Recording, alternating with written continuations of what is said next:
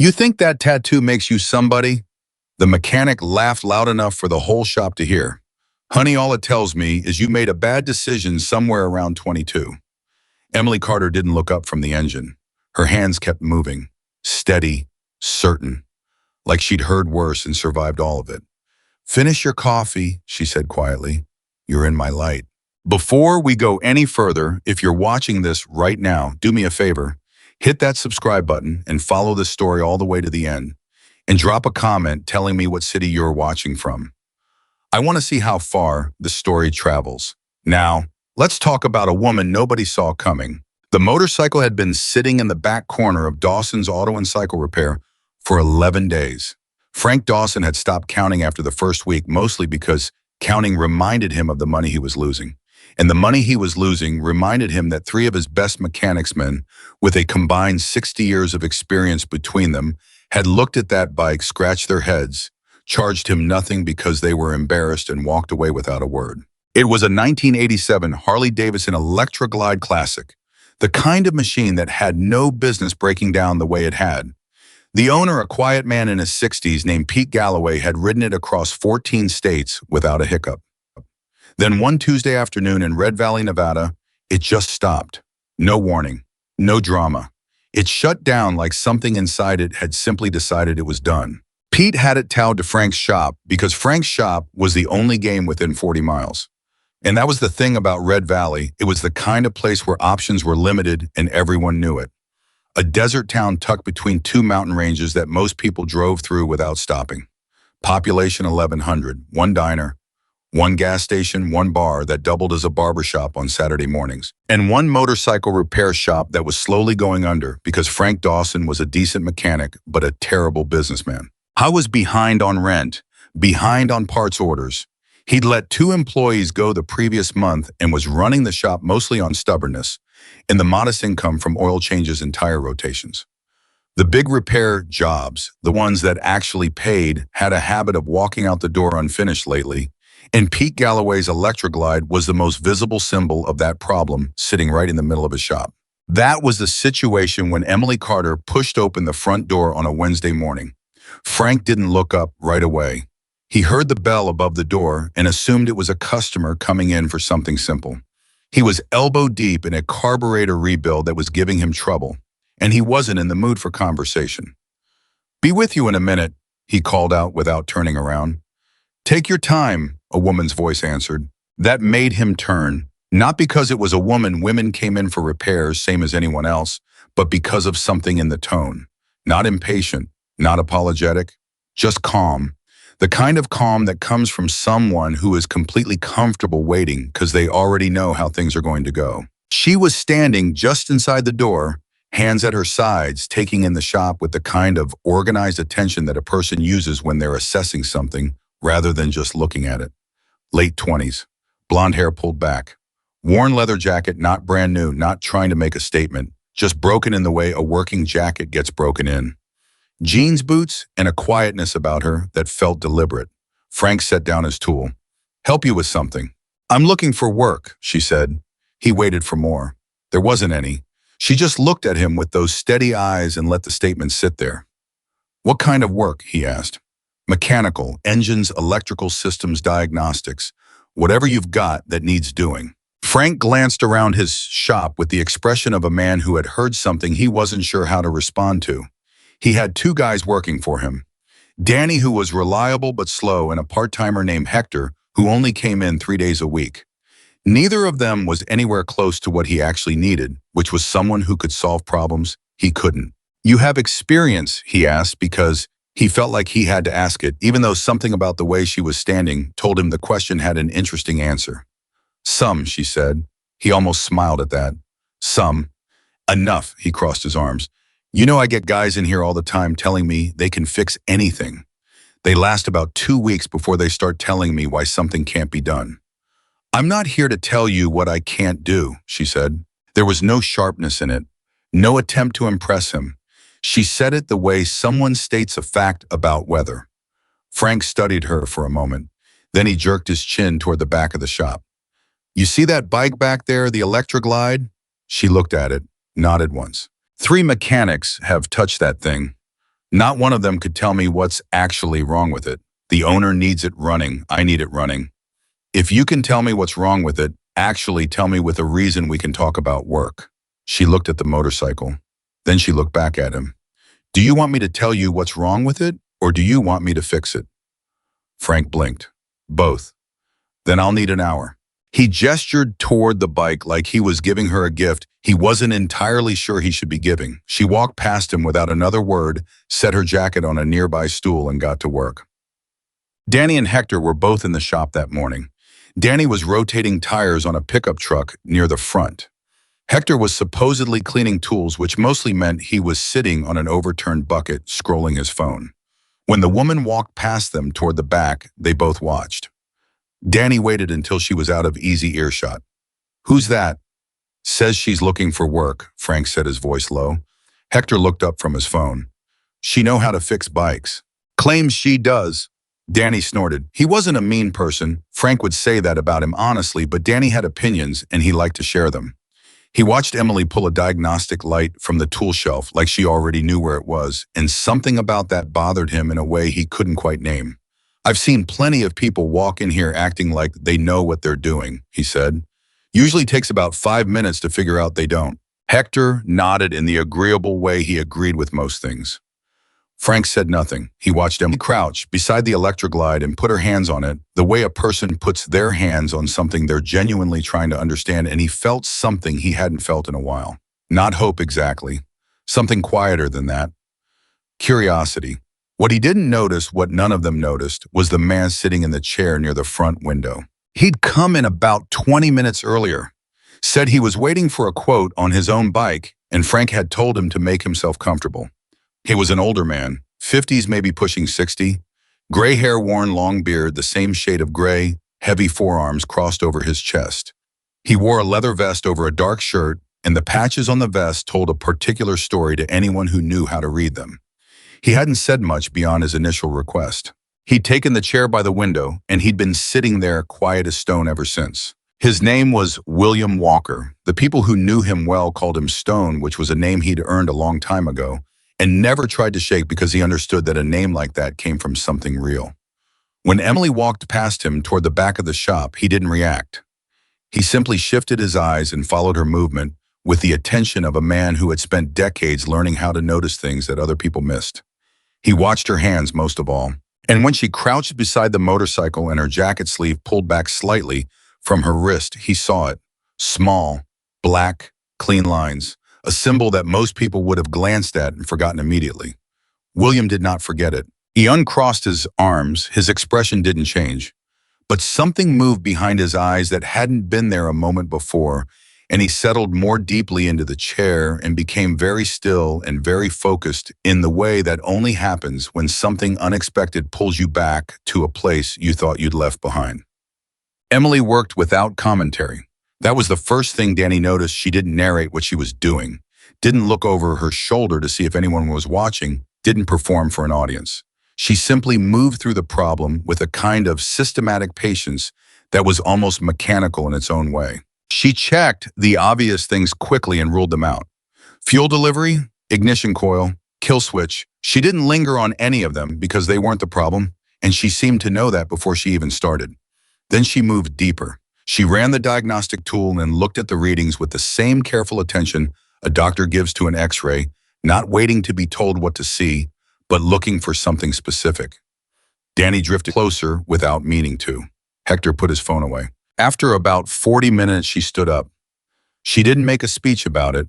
She turned around and found Frank and said, "It's the crankshaft position sensor.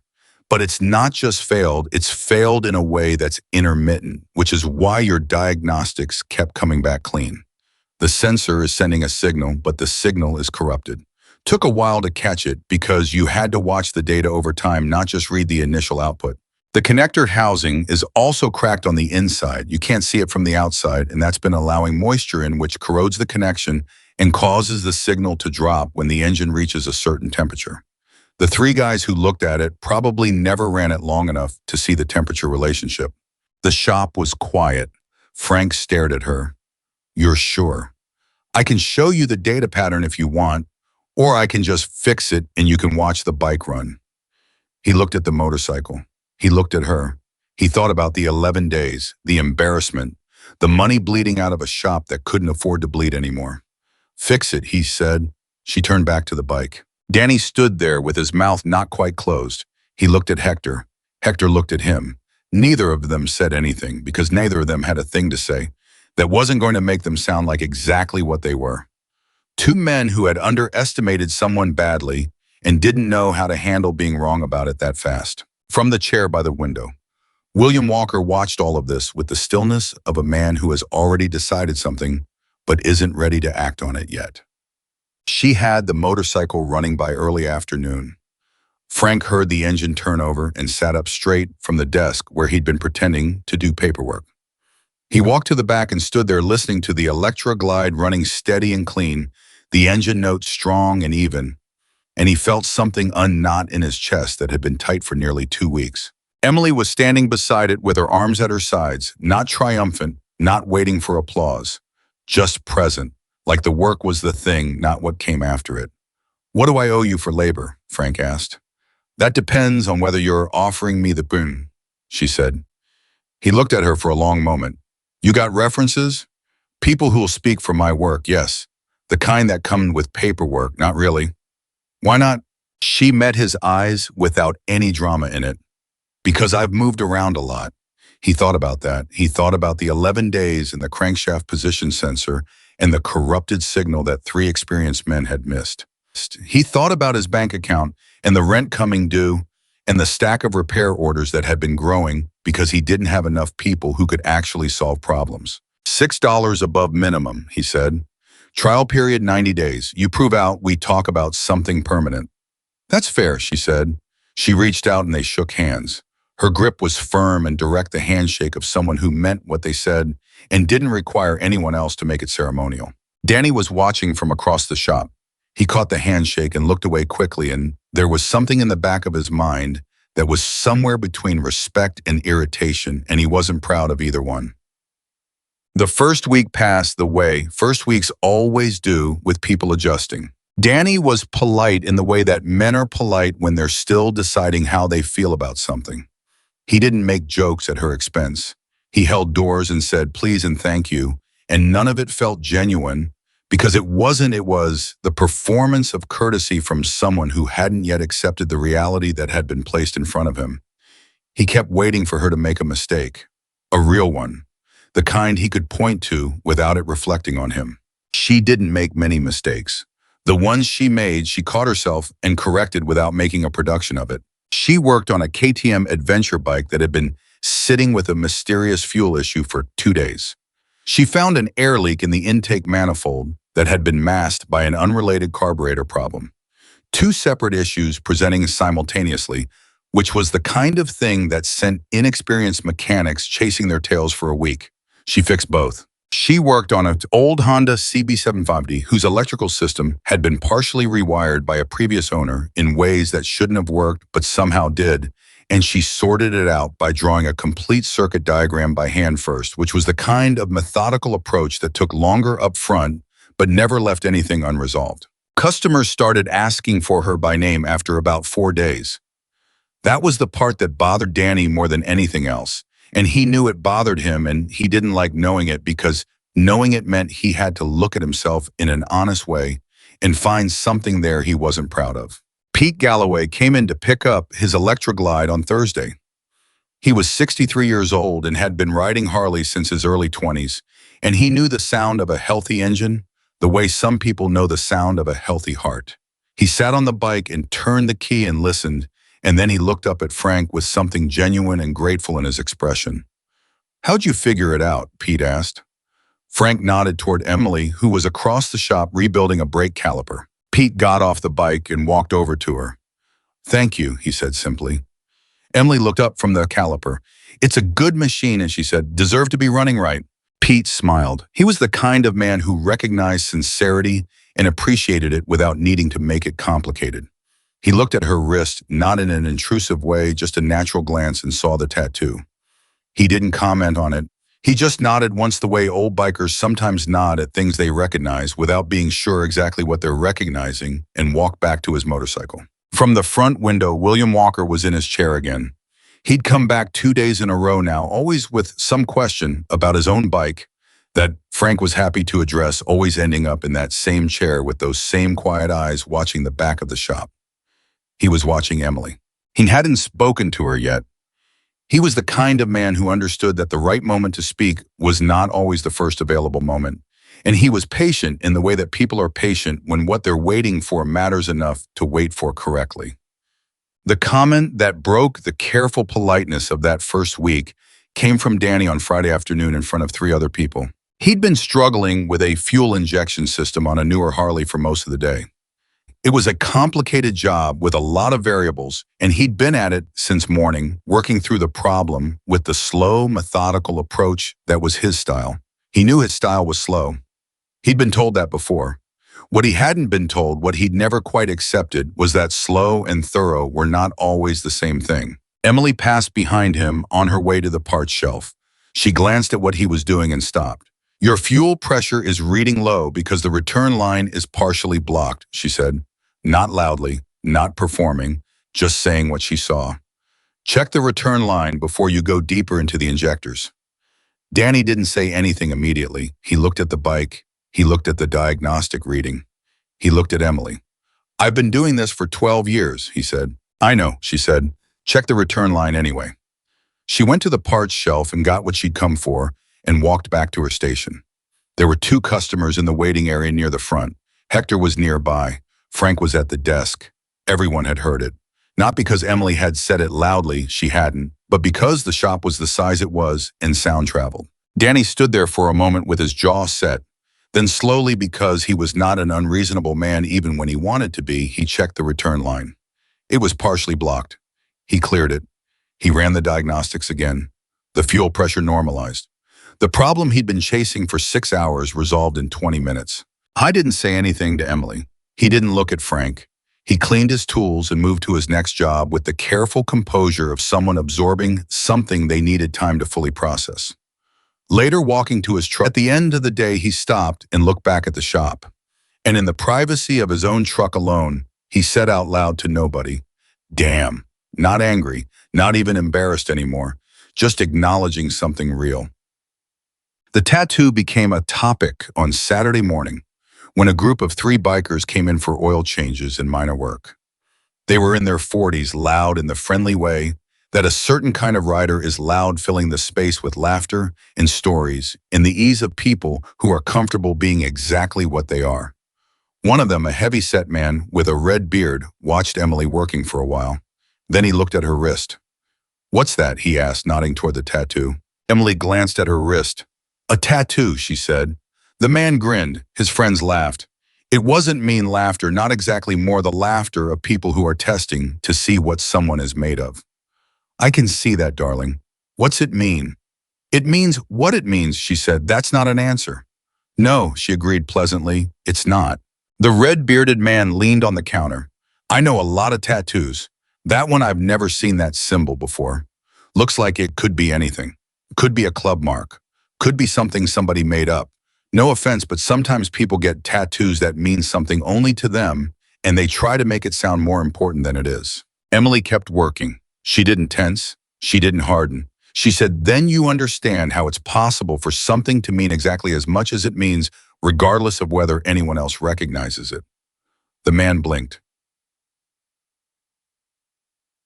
He looked at his friends. One of them was quietly smiling. The other one was watching Emily with more attention than he'd been giving the conversation before. "She's got a point, Ray," the quiet one said. Ray looked back at Emily.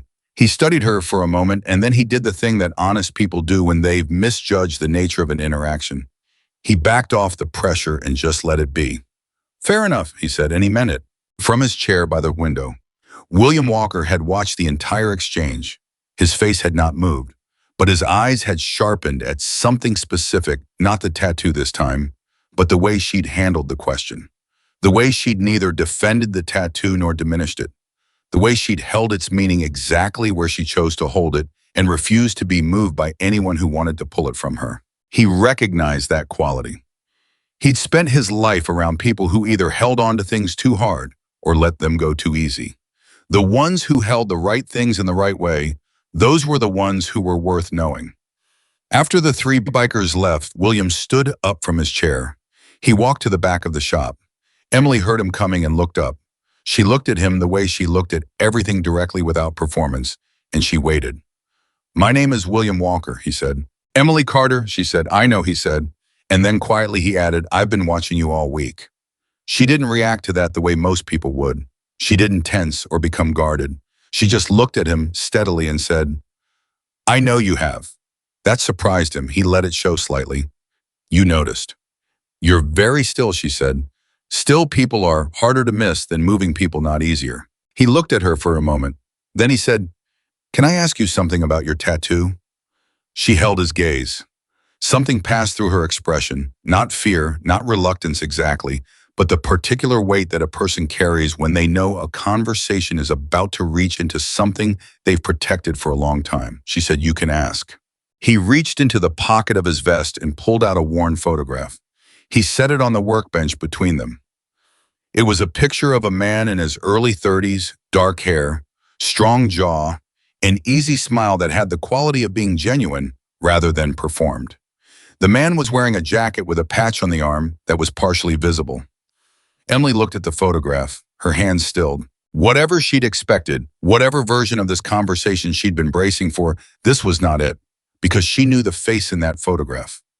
Not from a story someone had told her, not from a record she'd read.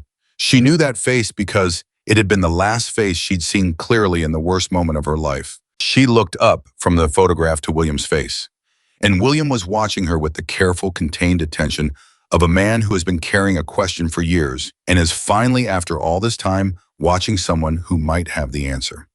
"Where did you get this?" she asked. Her voice was steady, but something underneath it wasn't. "He was my brother," William said. The shop noise continued around them. The hiss of an air compressor, the rattle of a socket wrench somewhere across the building, the muffled sound of a radio. All of it continued as if the world hadn't just shifted on its axis inside a 6-foot circle between these two people. Emily set down the tool she was holding. She looked at the photograph again. She looked at the tattoo on her own wrist, and she said very quietly, "His name was Michael." William's breath caught, just once, controlled, but real. "Yes," he said. "Sit down," Emily said. Her voice was careful. "There are things I need to tell you, and I need to tell them to you in the right order." William pulled a stool from beneath the workbench and sat. He folded his hands in the way that a man folds his hands when he's been waiting a very long time for something and doesn't want to do anything to make it go away before it arrives. The shop kept moving around them. Nobody noticed.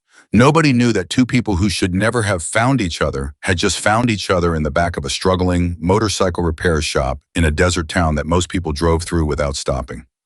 Emily looked at the photograph one more time. Then she began.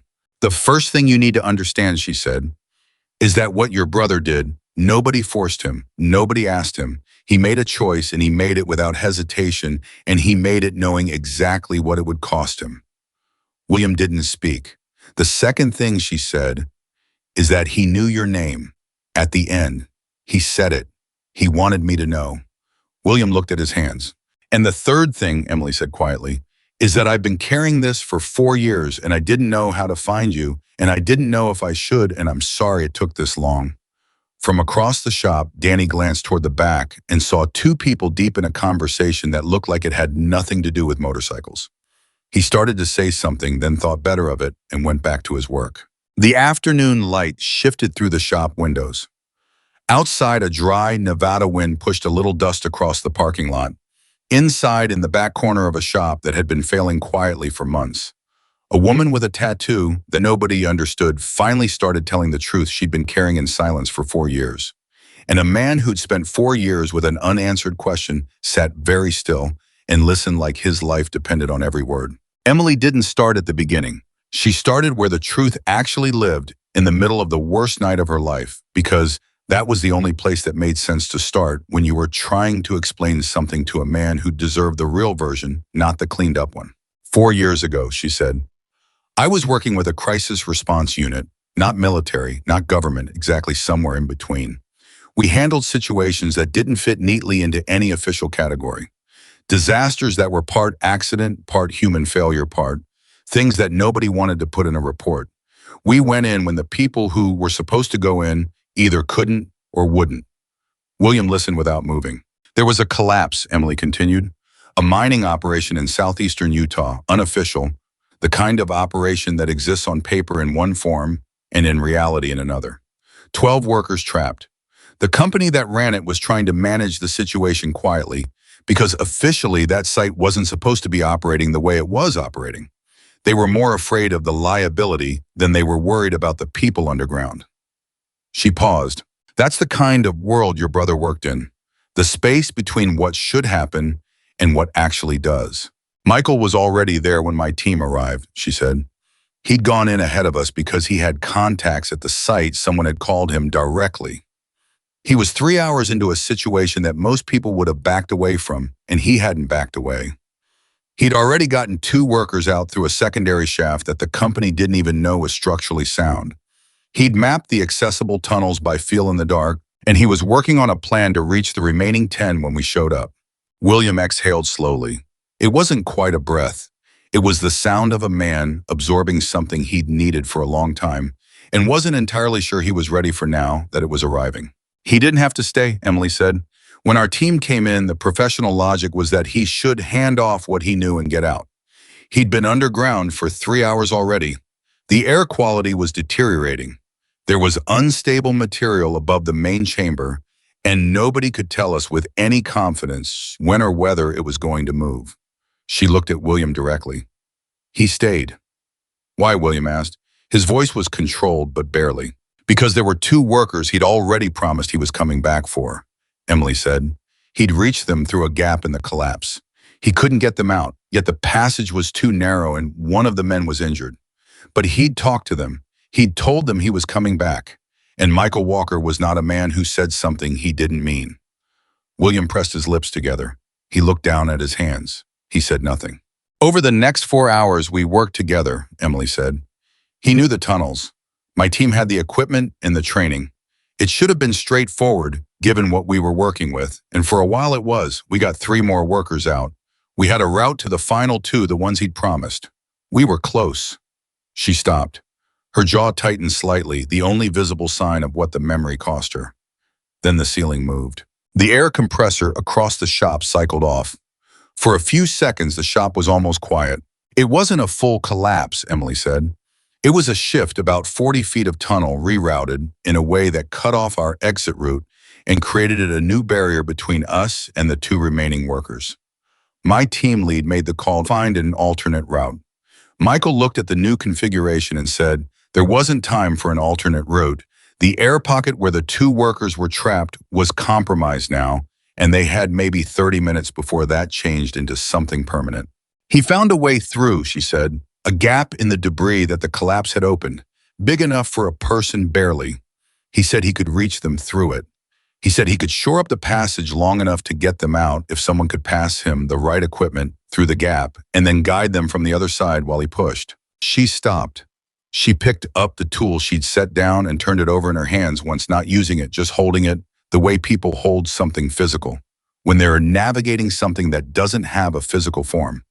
The gap was unstable, she said.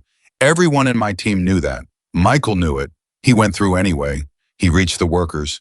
He got the first one moving. He was working on the second one when the gap closed. William's hands were very still on his knees. Not completely, Emily said quickly. He wasn't trapped completely, but the way it closed the debris that shifted it meant that if he came back through that passage, he would compromise the structural integrity of the only remaining exit route for the 2 workers he was trying to save. The physics of it were brutal and specific. My team lead explained it to him through the gap in under a minute. Michael understood it faster than that. She looked at William. He told us to get the workers out. He said he'd find another way. Was there another way? William asked quietly. Emily was quiet for a moment. Not a fast one. There were structural options. It would have required bringing heavy equipment in from outside, which would have taken at least 6 hours, and the air situation in his section of the tunnel was already critical. He knew the math. He'd been underground long enough to understand what the numbers meant. Did he make it out? William asked. He said it like a man who had asked that question 1,000 times in his own head and never gotten an answer he trusted. Emily looked at him steadily. Yes, she said. William's eyes closed briefly. He made it out, she repeated. But not that night. It took 11 hours. Emergency crews found another access point the next morning. He'd survived by managing his air usage and staying in the most structurally stable section he could find. She paused. He was in the hospital for 10 days. Lung damage from the air quality. Some other things. Then why? William started. He left before anyone could properly document who he was and what he'd done, Emily said. He left because the operation was unofficial, and the last thing he wanted was a spotlight on the people who'd hired him or the people he'd worked alongside.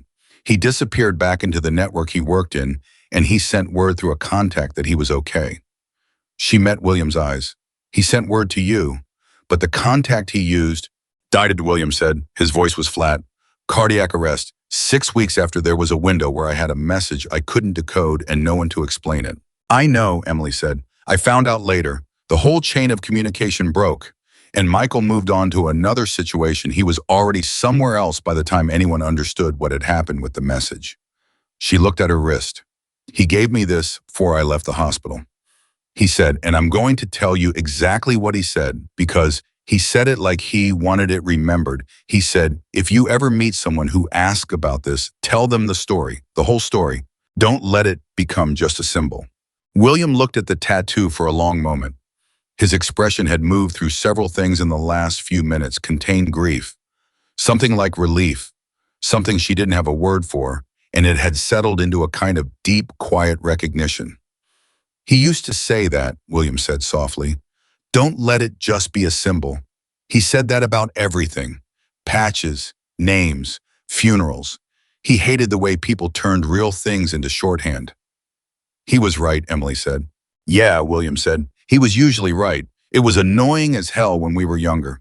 He said it without a smile, and then a smile came anyway, small and real, and something that had clearly been stored away for a long time. Why did you come here to Red Valley? Emily considered the question. It was the kind of question that deserved an honest answer, and she gave it one. I've been moving for 4 years, not running moving. There's a difference. Every place I went, I told myself it was temporary. I'd stay until I didn't need to stay anymore, and then I'd go somewhere else. She looked around the shop briefly. I came through Red Valley because my truck needed work, and this was the closest place. Then Frank had a job opening, and I was tired. Tired of moving, William said. Tired of explaining, she said. Or more accurately, tired of not explaining. It's exhausting to carry something this long and never put it down anywhere. He looked at her carefully. You weren't going to tell me, were you? Even when you recognized that I recognized the tattoo. I wasn't sure, she said honestly. I didn't know what you needed. I didn't know if the truth was going to help or make something harder. She paused. Michael didn't ask me to find his family. He asked me to remember the story. Those aren't the same thing. No, William agreed. They're not. He looked at the photograph still lying on the workbench. He picked it up and looked at it for a moment. He's fine. He's still... Last I heard, yes, Emily said. That was about 18 months ago. He's careful. He doesn't stay in one place long. He works the same way he always did, quietly in the spaces between things. William nodded slowly. He tucked the photograph back into his vest pocket with the deliberate care of someone handling something irreplaceable. He sat for another moment, and then he stood up, and Emily looked up at him and waited. Thank you, he said. Just that. No embellishment, no ceremony. It was the kind of thank you that comes from a place so real it doesn't need decoration. You don't have to thank me, she said. I know I don't have to, he said. That's why I'm doing it. He held out his hand. She shook it. It was different from the handshake she'd exchanged with Frank. That one had been a transaction, a beginning. This one was something more like a recognition, two people acknowledging each other across a distance they'd both been carrying. He walked back through the shop toward the front door. Emily watched him go. Then she picked up her tool and went back to work. Danny, who had been half watching the whole conversation from 20 feet away, without being able to hear any of it, leaned toward Hector. What was that about, you think? Hector shrugged. Something personal. Yeah, Danny said. He watched Emily's back as she bent over the workbench. Yeah, obviously. I went back to his own work. But the image of it stayed with him, the two of them in the back of the shop, the old biker and the young mechanic, talking in low voices, with the weight of something real moving between them. It had looked like two people sharing a language nobody else in the room understood. And Danny, who had been dismissing Emily since the moment she walked in the door, felt something shift in his chest that he recognized as the beginning of a different kind of attention. Sir. William came back 4 days later. Not to the shop, to the diner 3 blocks down where Emily had started taking her lunch break, because the shop had no real break room and the diner had good coffee and left her alone if she brought a book. She looked up when he walked in and didn't look surprised. "You have more questions," she said. "I have a different kind of question," he said, sitting across from her without being invited, which was not rude. It was the kind of directness she'd already identified as his natural register. "I want to know who you really are. Not the story about Michael, not the tattoo, who Emily Carter is and what she's been doing for the last 4 years besides moving." She set her book face down on the table. "Why? Because something's coming," he said, "and I want to know if you're someone I can trust." She studied him. "What's coming? Tell me who you are first." The diner was doing its midday business around them. The scrape of silverware, the clatter of plates, the low conversation of a few other tables. Emily looked at William with the particular expression of someone doing rapid and honest internal accounting. "I told you I worked in crisis response," she said. "That's true, but it's the surface version. I was recruited out of engineering school by a group that does what I described, situations that fall between the cracks of official response capacity. We're not black ops. We're not heroes. We're problem solvers. I spent 6 years doing it before the Utah situation." She paused. "After Utah, I took a step back. Not because of trauma, at least not entirely, but because I had a disagreement with the way the organization handled the aftermath. The company that ran that mine tried to disappear the incident. My organization was willing to let them because the relationship was useful. I wasn't willing to let them." "You pushed back," William said. "I pushed hard," she said, "and then I was pushed out, politely, with a severance and a conversation about how much they valued my work and how this was purely a difference of operational philosophy." She said it without bitterness, not because there wasn't any, but because she'd spent 4 years burning through the bitterness and was on the other side of it now. "So I moved. I worked where I could. I kept my skills current because that's what you do when your skills are who you are. And I wound up here." "What skills specifically?" he asked. She looked at him steadily.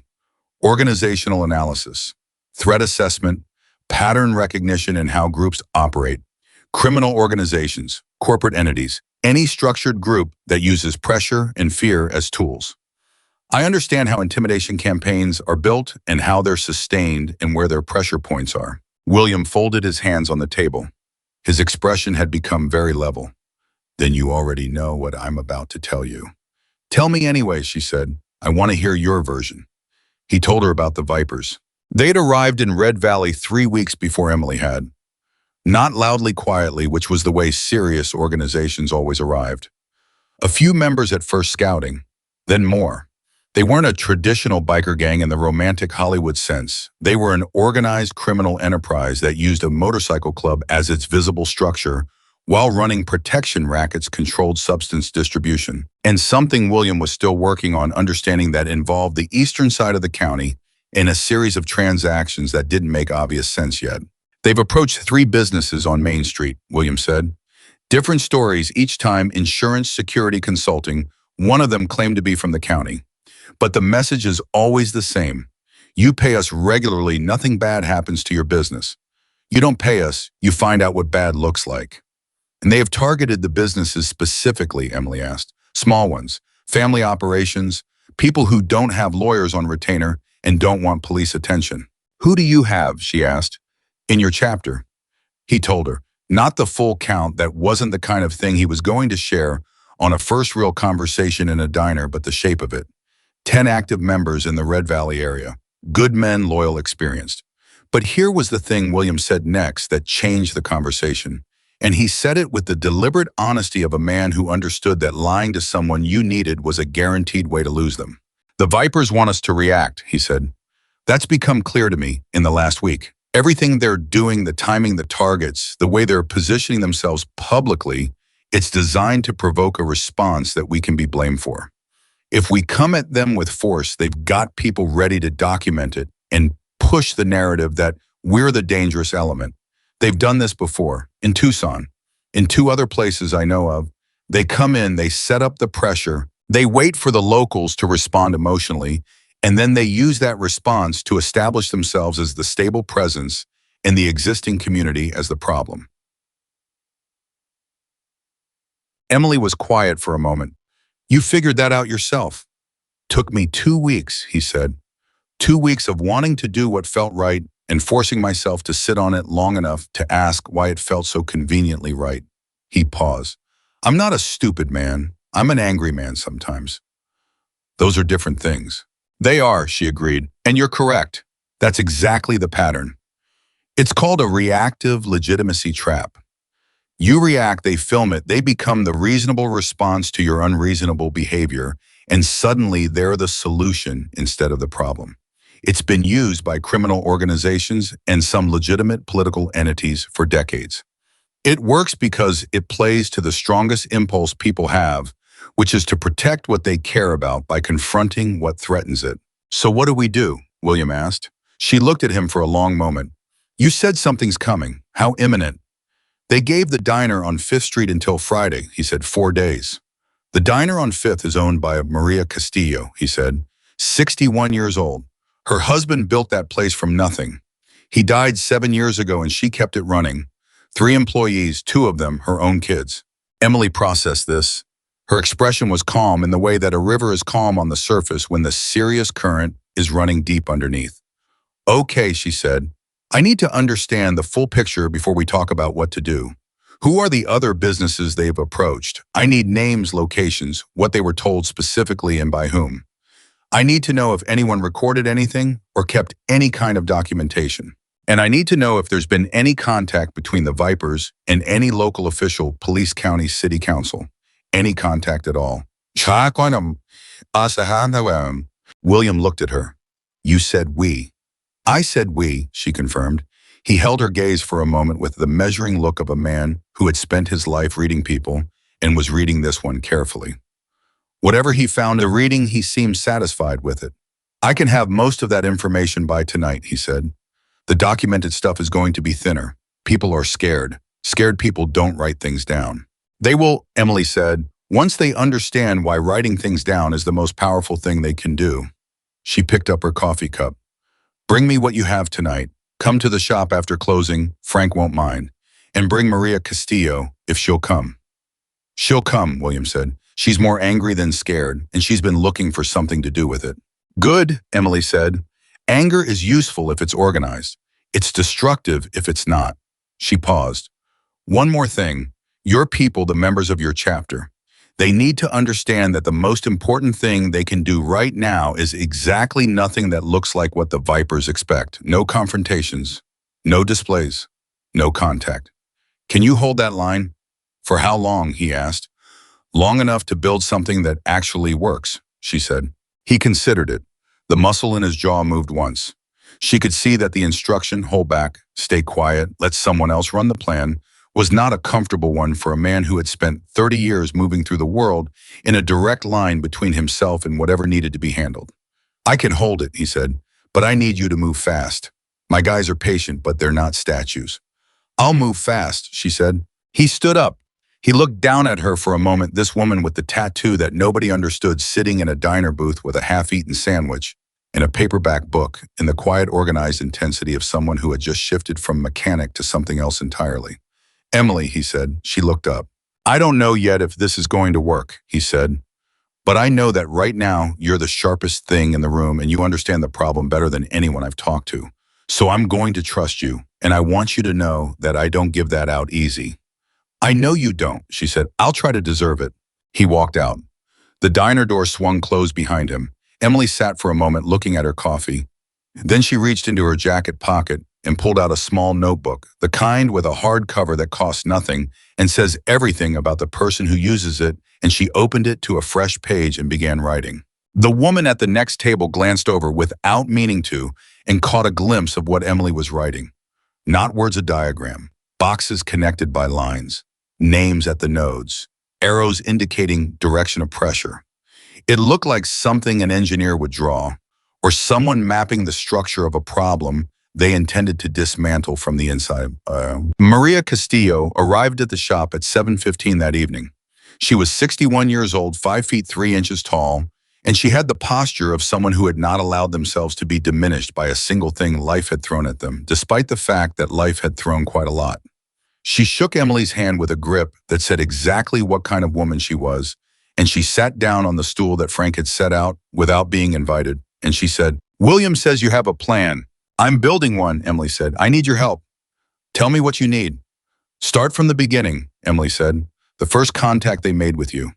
Word for word, as much as you can remember. Who came in, what they looked like, what they said, what they wanted, exact numbers if they gave them." Maria told her. She was precise. She'd replayed the conversation in her own head enough times to have it memorized. That's what happened when someone threatened something. You'd spent a life building, you couldn't stop hearing it, and she delivered it to Emily in the ordered way of someone who wanted to be useful and understood that usefulness required accuracy. Two of the shop's other customers that evening turned out to be business owners. William had quietly arranged to bring along a hardware store owner named Glenn Patterson and a woman named Dee Kurtz, who ran the only pharmacy in Red Valley. Both of them had been contacted. Both of them were afraid. Both of them, when they sat in that shop and heard that they were not alone in this, that Maria Castillo was here, and Emily Carter was here, and William Walker was standing by the workbench with his arms crossed and his face hard and his presence meaning something specific. Both of them straightened slightly in the way that people straighten when they realize they've been carrying something alone that is actually lighter when it's shared. Emily listened to all three of them. She asked precise questions. She took notes in her hard-covered notebook. She was not warm in the way that people sometimes expect from someone trying to help. She was focused, which turned out to be more useful than warmth. She made people feel that their information mattered because it did, and they understood that she understood that it did, and that was enough. After an hour and a half, she set down her pen. "Okay," she said, "here's what we know. The Vipers have made contact with at least 6 businesses, U3 plus 3, more that Williams identified. They've given each business a different deadline, but all the deadlines fall within the same 2-week window, which tells us the operation has a specific timeline. They want the payment structure established quickly, which means they're either on a schedule or they have someone watching them and they want to be out of the visible phase before that attention lands. Either way, the timeline works in our favor." How, Glenn Patterson asked. He was a skeptical man, the kind who asked how immediately, not rudely, but necessarily. Because a tight timeline means they can't adapt easily if we disrupt their expected pattern, Emily said. They've planned for resistance in 2 forms: direct confrontation, which they'll use against us, and silence, which means compliance. They haven't planned for a third option. "Which is?" Dee Kurtz asked. "Documentation," Emily said. "Organized, legal, connected documentation. Every contact they've made needs to be recorded written statements. Any physical evidence, any witnesses. Not for public use right now, for building a picture. Once we have a complete picture, it has multiple uses. It can go to law enforcement. It can go to state organized crime units. It can be shared with journalists who cover this kind of operation. And it can be used proactively, meaning that if the Vipers escalate in any way, we can move first instead of reacting." "I called the police already," Maria said. "The first week. They took a report and I haven't heard anything since." "Local police often won't move on this alone," Emily said. "Not because they don't care, because they don't have the picture. Individual reports look like isolated incidents. A connected pattern looks like an organized criminal operation, and that draws different resources." She paused. "I'm going to help you build the connected pattern." "You said documentation," Glenn said. "We document it, and then what? They find out we've been documenting them, and things get worse before they get better." "Yes," Emily said directly. "There's a period where it's going to feel worse. I won't lie to you about that, but here's the difference right now. You have no leverage and no protection, and you're each sitting alone with a problem you can't solve. If we do this right, in 10 days, you'll have a documented record in a community that's standing together in a narrative that puts them on the defensive instead of you." She looked at each of them in turn. "The question isn't whether this is safe. Nothing about this situation is safe. The question is which kind of risk you want to take." The room was quiet. Maria Castillo said, "I'm in. What do I do first?" Glenn looked at Dee. Dee looked at Maria. Then she looked at Emily and said, "Same question." Emily opened her notebook to a fresh page. "Glenn, I need you to contact the other three businesses William identified. Not me, you. They know you. Invite them here tomorrow evening. Don't tell them what it's about. Specifically, just tell them there are people in the same situation who want to talk." She turned to Dee. "I need you to think about whether you have any contact at the state level. Anyone you know from professional associations, licensing boards, anything that gives you a legitimate channel upward, even an indirect one." She looked at William. "And I need your people to understand that what's happening in this room tonight is more dangerous to the Vipers than anything they could do on a motorcycle." William almost smiled. "I'll make sure they understand that." "One more thing," Emily said. She looked at all of them. "Nobody talks about this outside of the people in this room until I say otherwise. Not to family members, not to friends, not to anyone who might mention it to anyone who might mention it to the wrong person. Tight circle, fast movement." "Agreed." They agreed. After they left, Maria Lass pausing in the doorway to turn back and look at Emily with an expression that contained something Emily wasn't sure she'd earned yet, but recognized as the beginning of trust. William stayed. "You've done this before," he said. It wasn't a question. "Yes," she said. "The organizational stuff. Pulling people together, building the picture. That's not just crisis response training." "No," she agreed. "It's not." She capped her pen. "The group I worked with before I disagreed with how they handled Utah, they operated against criminal organizations as often as they responded to disasters. Sometimes those things overlapped. The skills transfer." He looked at her for a long moment. "Is there anything about your situation right now, anything in your past, anything that's currently in play, that I need to know about? Not because I'm going to judge you, because I need the full picture to keep my people safe." She respected the question. She gave it the time it deserved. "There are people from my former organization who are not happy with how I left," she said. "I have no indication that's followed me here. But I won't tell you it's impossible." She met his eyes. "If that changes anything for you, I understand." He held her gaze. "It doesn't change it," he said. "It adds to the picture. That's different." "Okay," she said. He put on his jacket and headed for the door. He stopped with his hand on the frame and said without turning around, "For what it's worth, my brother always had good instincts about people. He gave you that tattoo. That means something to me." He left before she could respond, which was probably fine because she wasn't sure what she would have said. She sat alone in the closed shop for a while after that, her notebook open, her pen, mapping a problem that was about to get significantly more complicated before it got any better. Outside Red Valley was the version of quiet that only happens in small desert towns at night, deep and clear, and not entirely peaceful. Somewhere across town, a diner owner was going over her records. A hardware store owner was making calls. A pharmacist was thinking about who she knew at the state level. And a chapter of the Hells Angels was sitting on their hands for the first time in years because a woman with a tattoo they didn't understand had convinced their most trusted member that patience was the most dangerous thing they had. Emily filled 2 more pages before she stopped. She capped her pen and looked at the diagram she'd drawn, the Viper structure as she understood it, the points of connection to the businesses they targeted, the timeline of contacts, the gaps in what she knew and what she needed to know. There was one gap that kept pulling her attention, one piece of the pattern that didn't quite fit the rest. The Eastern County transactions that William had mentioned, the ones that didn't make obvious sense. She circled that notation with a single line and stared at it. Because in her experience, the thing that didn't fit was almost always the most important thing. And whatever the Vipers were doing on the eastern side of the county was something they were doing in addition to the protection racket, something separate, something that might explain the tight timeline, something that might be the real center of the whole operation. She added 3 words beneath the circle, find the center. She closed the notebook. Tomorrow was going to be a long day. The second meeting filled Frank's shop past capacity. 9 business owners showed up instead of the 6 Emily had expected. Glenn Patterson had made his calls, and people had talked the way people in small towns always talk. When something real is moving through the community, quietly, carefully, in the spaces between what they said out loud and what they actually meant. 3 owners Emily hadn't known about walked in alongside the ones she'd invited, and each one of them had a version of the same story. Different dates, different men, different cover stories, But the same pressure underneath all of it, the same specific weight of a threat that never quite said what it was, but left absolutely no doubt about what it meant. Emily stood at the front of the room and let them talk first. That was deliberate. She'd learned a long time ago that people needed to hear each other before they could hear a plan, because the most isolating thing about being threatened is the conviction that you're the only one. The moment Maria Castillo started describing her conversation with the man who'd come into her diner, and Glenn Patterson said quietly that his visit had gone almost word for word, the same way that was the moment the room changed. She could feel it.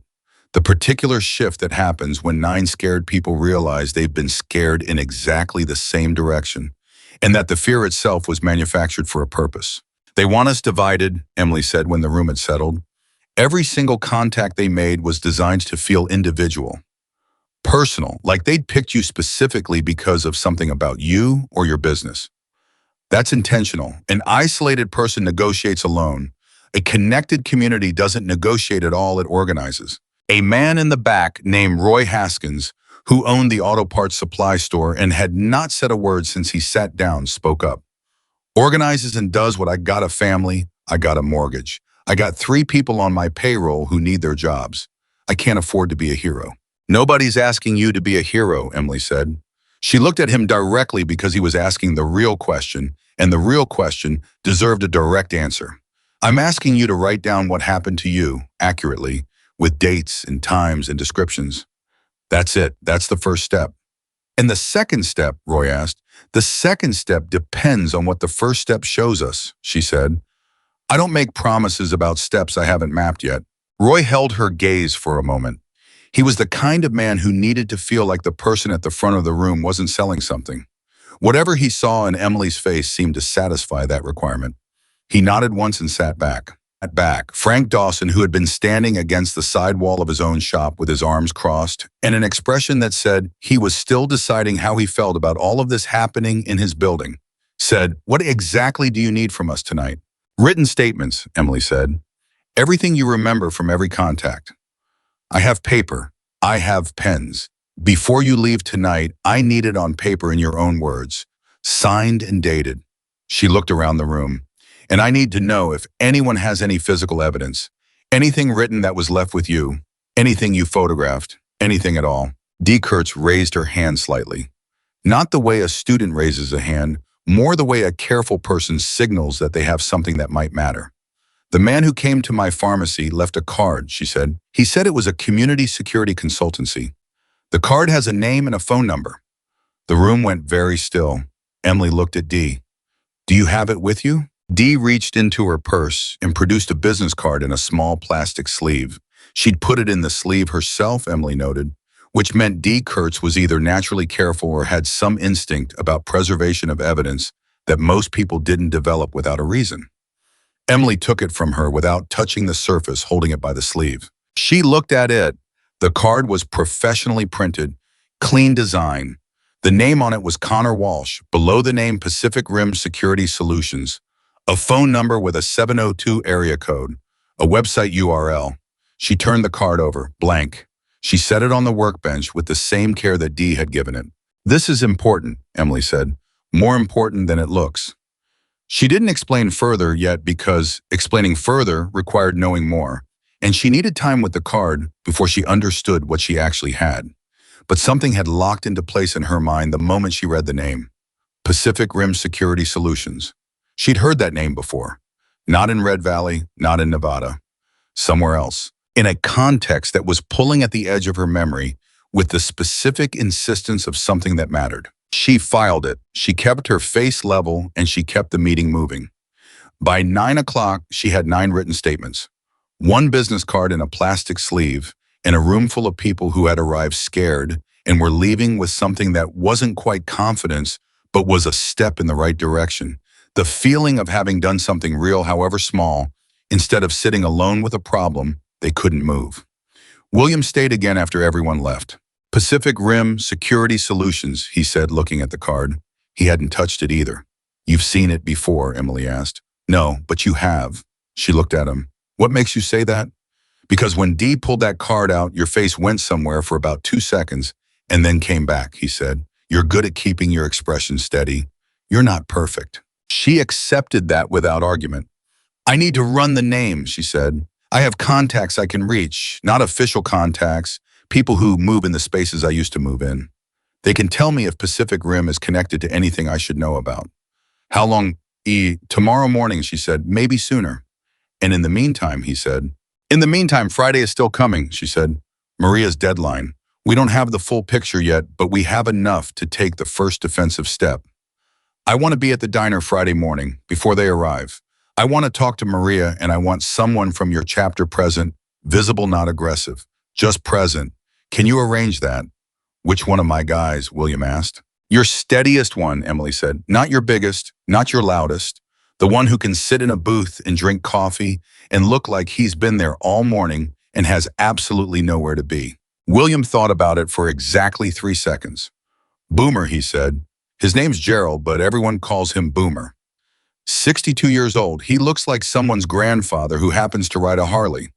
He's the calmest person I've ever known in a tense situation, and he's never once in 30 years done a thing that wasn't exactly what he said he was going to do. Perfect, Emily said.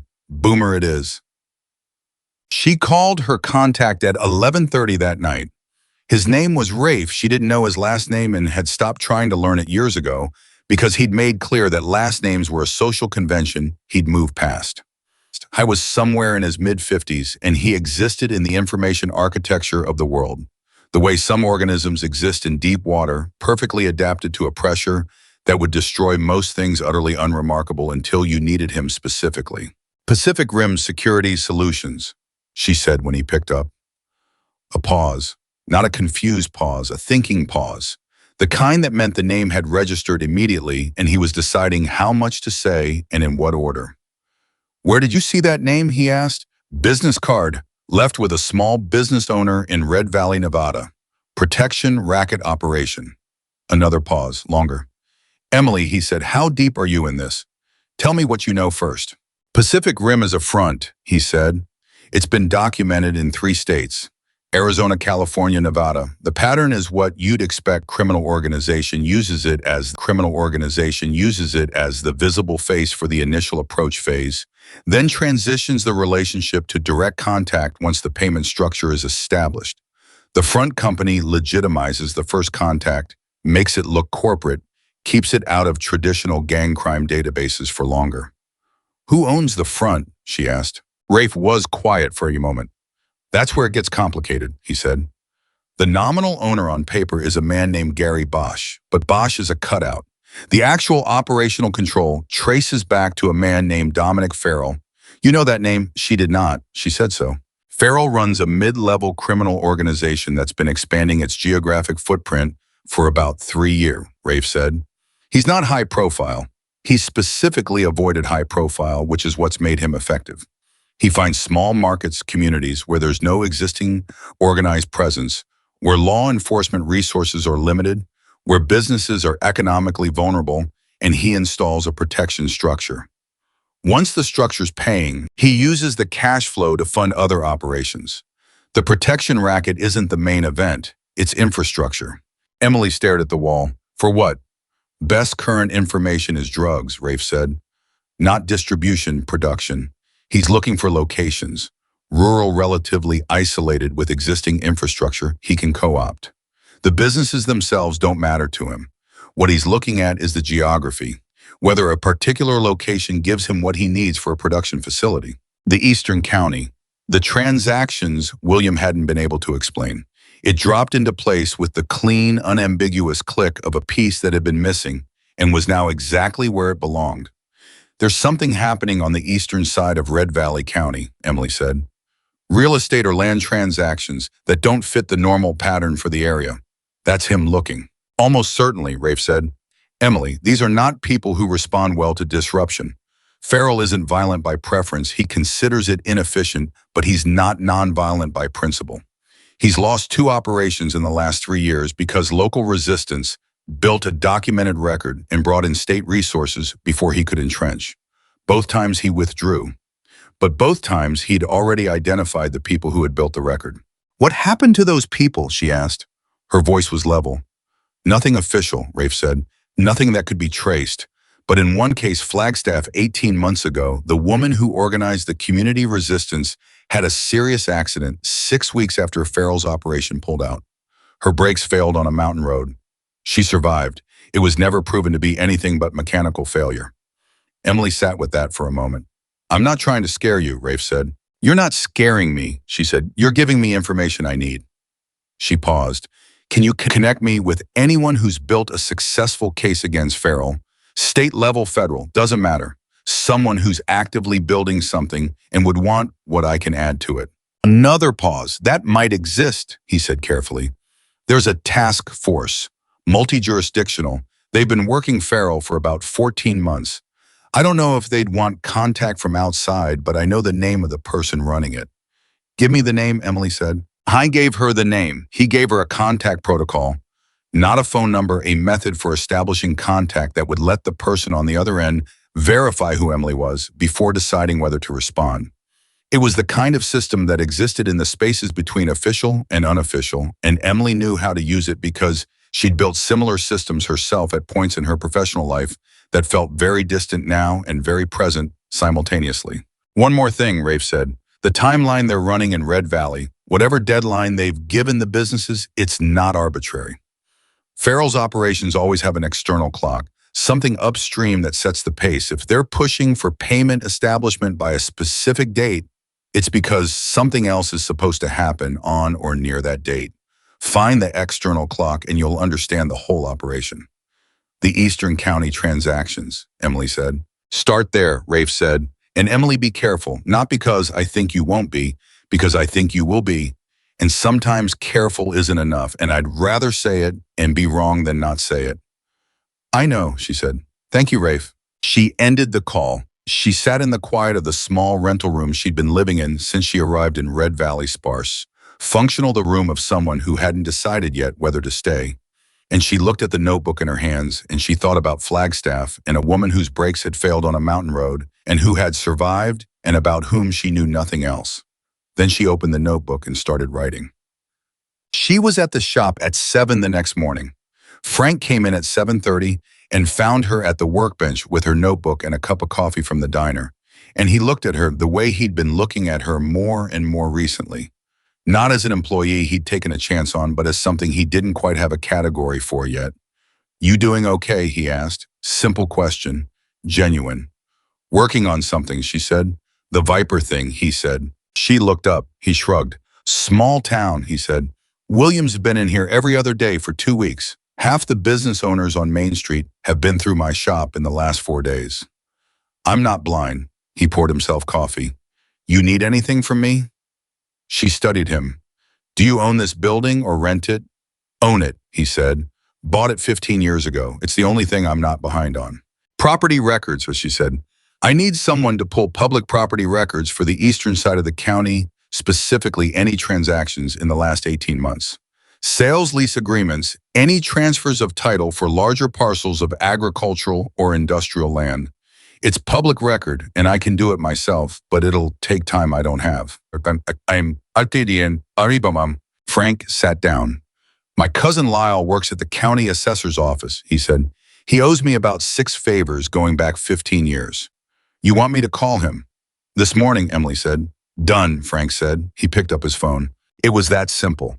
That was the thing about small towns, that people who only knew cities sometimes missed the network of obligation and relationship that ran through a community, like a root system, invisible from the surface but load-bearing in ways that mattered exactly when they needed to matter. Lyle called back 40 minutes later with more than Emily had expected. 7 significant land transactions in the eastern part of the county in the past 14 months. 4 of them involved a shell company called Nevada Open Horizons, LLC. 2 of the 4 parcels were large enough and remote enough and had existing well and utility infrastructure, enough to be exactly what Rafe had described, locations suitable for something that needed isolation and existing services and a reason to exist in a place where nobody looked too closely. She had the center. She called the contact protocol Rafe had given her at 9:15 in the morning. She didn't know when or whether she'd get a response. She sent the signal and put her phone in her pocket and went to work on a 2004 Kawasaki that a customer had brought in for valve adjustment because the work was there and the work needed doing, And Emily Carter was not the kind of person who stopped doing the ordinary things while the larger things were in motion. The response came at 11:47, a number she didn't recognize. A woman's voice clipped and professional in the way of someone who had learned to economize time over years of work that demanded it. "You sent a signal through a mutual contact," the voice said. "I'm told you have information relevant to an ongoing investigation." "Yes," Emily said. She'd stepped outside the shop and was standing in the parking lot. "I have documented victim statements from 9 businesses in Red Valley, Nevada, that were targeted in what I believe is a protection racket operation connected to a man named Dominic Farrell. I have a business card from a front company, Pacific Rim Security Solutions, that I believe connects to Farrell's operational structure. And I have property transaction records suggesting land acquisition activity consistent with the secondary objective you're likely aware of." A pause, long enough to mean something. "How do you know what I'm likely aware of?" "Because I know Farrell's pattern and I know what the protection racket is for," Emily said. "He needs infrastructure. He's been buying it. Red Valley is the next installation point." "Who are you?" the voice asked, not hostile analytical. Emily told her. The real version, her background, her former organization, the reason she'd left what she'd been doing since. She gave it clean and direct because the woman on the other end was going to verify all of it anyway, and there was no point decorating it. "The statements," the voice said, "are they legally defensible, signed, dated, specific?"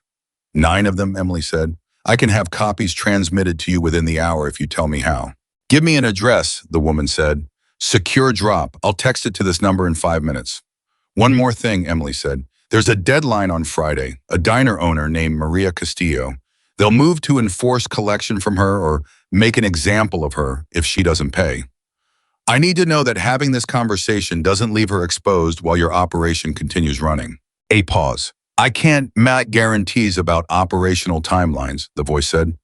"What I can tell you is that we've been waiting for the kind of documented victim record you're describing for 14 months. What you've built in 4 days is more useful to us than almost anything we've developed internally." Another pause.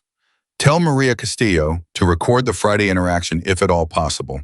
Not covertly, any recording needs to be legal in Nevada. One-party consent state. If she's part of the conversation, she can record it." "She can do that," Emily said. "Send me the statements," the voice said, "and keep your phone on." The call ended. Emily stood in the parking lot for a moment looking at the phone in her hand. Then she texted, "William, need you now, important. He was at the shop in 14 minutes. Yeah." She told him everything. Not a summarized version, the full version including Rafe's information, the land records, the call she'd just made, and the implications she'd been sitting with since 11:30 the previous night about Flagstaff and what happened to the woman who'd organized the resistance there. William listened the way he always listened, with the full weight of his attention, no interruptions, no performance of reaction. When she finished, he was quiet for a moment. "They know you're the one organizing this," he said. It wasn't a question. "Not yet," she said, "but they will. Once Friday happens and the response is different from what they expect, they'll start looking for the reason. They'll identify the variable that changed." She met his eyes. "That variable is me." "Then we need to think about what happens when they identify you," he said. "I'm already thinking about it," she said. "The answer is that by the time they identify me, the documented record needs to be in enough hands that removing me from the picture doesn't remove the picture. The task force has the statements. I'm going to make additional copies and get them to 2 other recipients independently. The information has to be distributed wide enough that it can't be contained by targeting one person." "Who are the other 2 recipients?" William asked. "A journalist I know who covers organized crime for a regional outlet," she said. "And your chapter's legal contact, whoever handles legal matters for the Angels in this region. I want someone with standing to hold the information on your side." William's expression shifted slightly, not surprise, something closer to recognition. "You've planned for the possibility that this comes back at you," he said. "I always plan for that possibility," she said quietly. "It's not pessimism, it's engineering." He looked at her for a long moment. "Is there anything I can do that isn't about the plan? Anything that's just Emily Carter specifically needing something?" The question caught her off guard, not because it was inappropriate, it wasn't, because it was so direct and so genuinely meant that she didn't have an automatic response to it ready.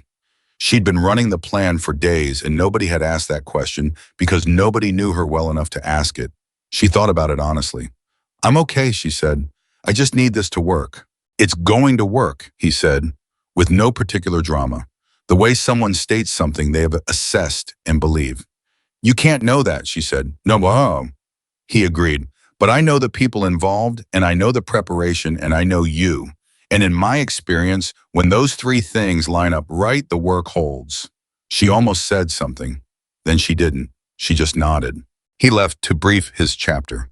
She went back inside and sent the statements through the secure drop the task force had texted her, and then she called the journalist, and then she called the legal contact William had provided. And by 2 o'clock in the afternoon, the information existed in 4 places that were completely independent of each other and completely independent of Emily Carter's continued presence in Red Valley. She'd built the net. Now she had to trust it. Friday arrived the way difficult days arrive quietly, like every other day, until it wasn't. Gerald Boomer Morrison was in Maria Castillo's diner at 7 in the morning. He was 62 years old with a full gray beard and the particular ease of a large man who had long since made peace with taking up space in the world without apology. He ordered the breakfast special and coffee and sat in the corner booth with the newspaper and the complete unhurried comfort of a man who had literally nowhere else he needed to be. Maria served him herself. When she brought his coffee, she leaned down slightly and said very quietly, "They'll come between 9 and 10. That's when they came before." "I'll be here," Boomer said without looking up from the newspaper. Emily arrived at 8:45 and sat at the counter with coffee and nothing else. Maria glanced at her when she came in. Emily gave her a single small nod that meant what it meant, and Maria turned back to the kitchen with her jaw set and her shoulders straight. The two men came at 9:20. They came in like they belonged, which was its own kind of statement, the confidence of people who'd done this enough times to have stopped thinking of it as anything but routine. One was large, one was medium-sized. Both were wearing the kind of anonymous clothing that was specifically chosen to not be remembered. The large one sat at the counter 2 stools down from Emily. The medium-sized one went directly to the back where Maria was standing. Emily heard the conversation because she was meant to hear it. Because the medium-sized man spoke at the volume of someone who wanted the room to understand what was happening, even if they couldn't object to it. "Mrs. Castillo," he said pleasantly, "we talked a couple weeks ago. Wanted to check in, see if you'd had a chance to think things over." "I've thought about it," Maria said. Her voice was steady. Emily had coached her on exactly stay calm, stay factual, don't agree to anything, don't get angry, ask clarifying questions, keep him talking. "Good," the man said. "And I have some questions about what exactly you're offering," Maria said.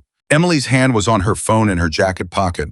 She was not recording this. Maria was recording this on a small digital recorder in her apron pocket, completely legal in a one-party consent state. Emily was watching the large man at the counter in her peripheral vision. He was watching her, not the room, not Boomer. Emily specifically. That was new. That was not part of the expected pattern. That was someone who had been told to look for her specifically. They knew, or they suspected. Either way, they'd come with more than a collection call. They'd come with an agenda that included her. She didn't move. She picked up her coffee cup. She took a sip. She looked at the menu board above the counter with the mild attention of a woman deciding between the French toast and the eggs. The large man said quietly enough that only she could hear Emily Carter. She set down the coffee cup. She turned to look at him. She didn't hurry it. "Can I help you?" she said. "Our employer wanted us to pass along a message," he said. "I'm sure he did," she said. The man's eyes narrowed slightly. He'd expected surprise. She'd given him none. "You've been making things complicated in a situation that didn't need to be complicated." "I've been helping neighbors document their experiences," Emily said pleasantly. "That's not complicated. That's civic engagement." From the corner booth, Boomer lowered his newspaper about 2 inches. His eyes were on the large man at the counter. That was all just the eyes, just the position. The signal of someone who was tracking something and wanted the person being tracked to know they were being tracked. The large man glanced at Boomer. He looked at the patches on Boomer's vest visible above the table. He looked back at Emily. "Your employer made a mistake," Emily said, still in the same pleasant tone. "He chose a town with a community in it. Communities are harder to pressure than individuals because the more pressure you apply to a community, the more connected it gets. He's been running this operation in places where the community broke under pressure. Red Valley didn't break. She paused. He should have done more research. The large man was very still. In the back, the conversation between Maria and the medium-sized man had gone quiet. Emily could feel the whole diner holding its breath. "We're not done here," the large man said. "I know," Emily said, "but you're done here in this diner today. You've said what you came to say. Mrs. Castillo has recorded her answer, which is no. You should leave." He stared at her. She'd met his eyes without blinking, without aggression, without any of the things that would give him a reason to escalate. Just the level organized attention of a woman who had already planned 3 moves past this one and was simply waiting for him to move so she could respond. He stood up. He said nothing. He walked to the back and said something brief and quiet to the medium-sized man, and they left together. The door swung closed behind them. The diner was silent for exactly 4 seconds. Then a man at a table near the window said, "What the hell was that?" And Boomer, folding his newspaper with the unhurried satisfaction of a man who had exactly what he came for, said, "That it was a Tuesday, friend, more or less." Maria came out from the back. She was holding the recorder.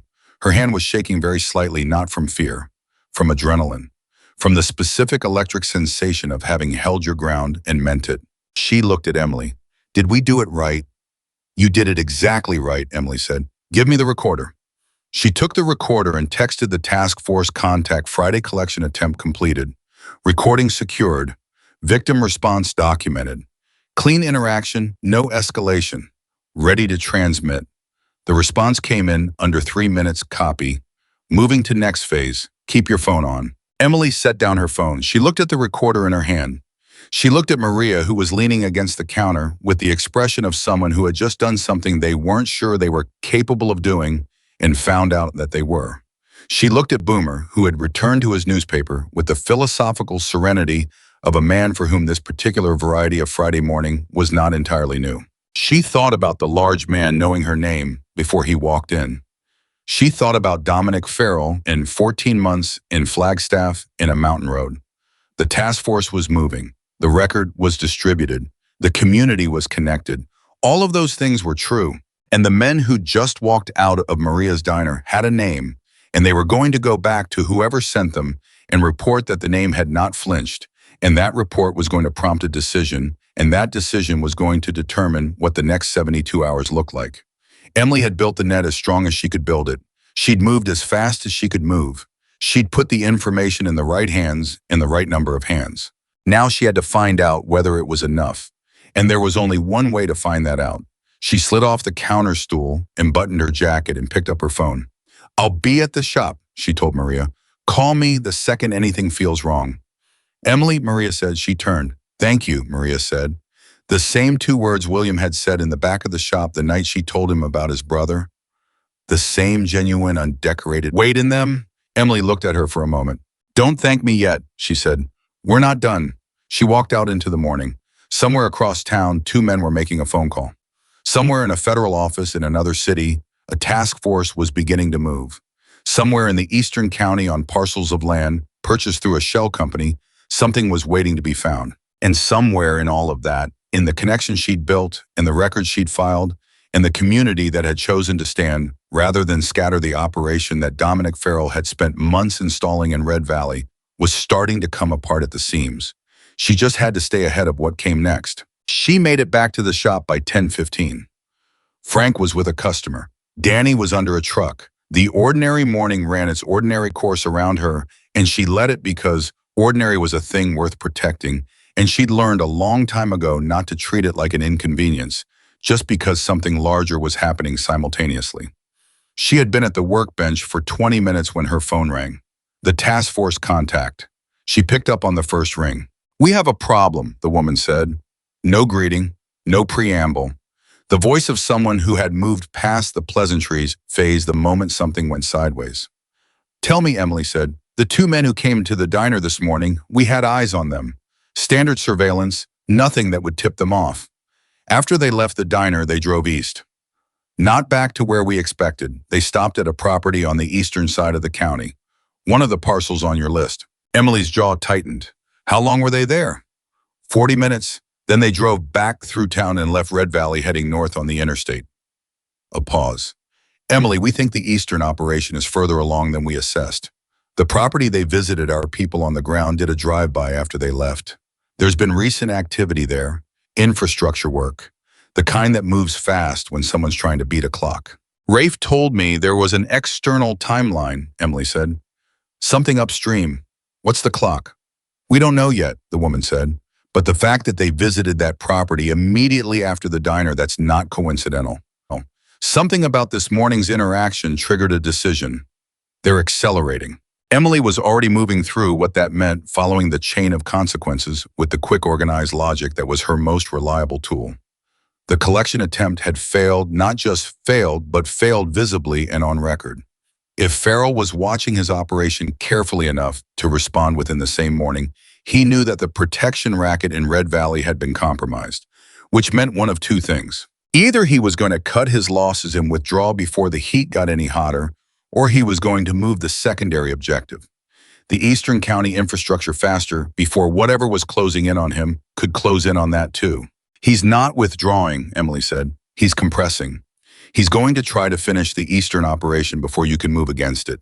That's our assessment too, the woman said, which means we're out of the gradual documentation phase.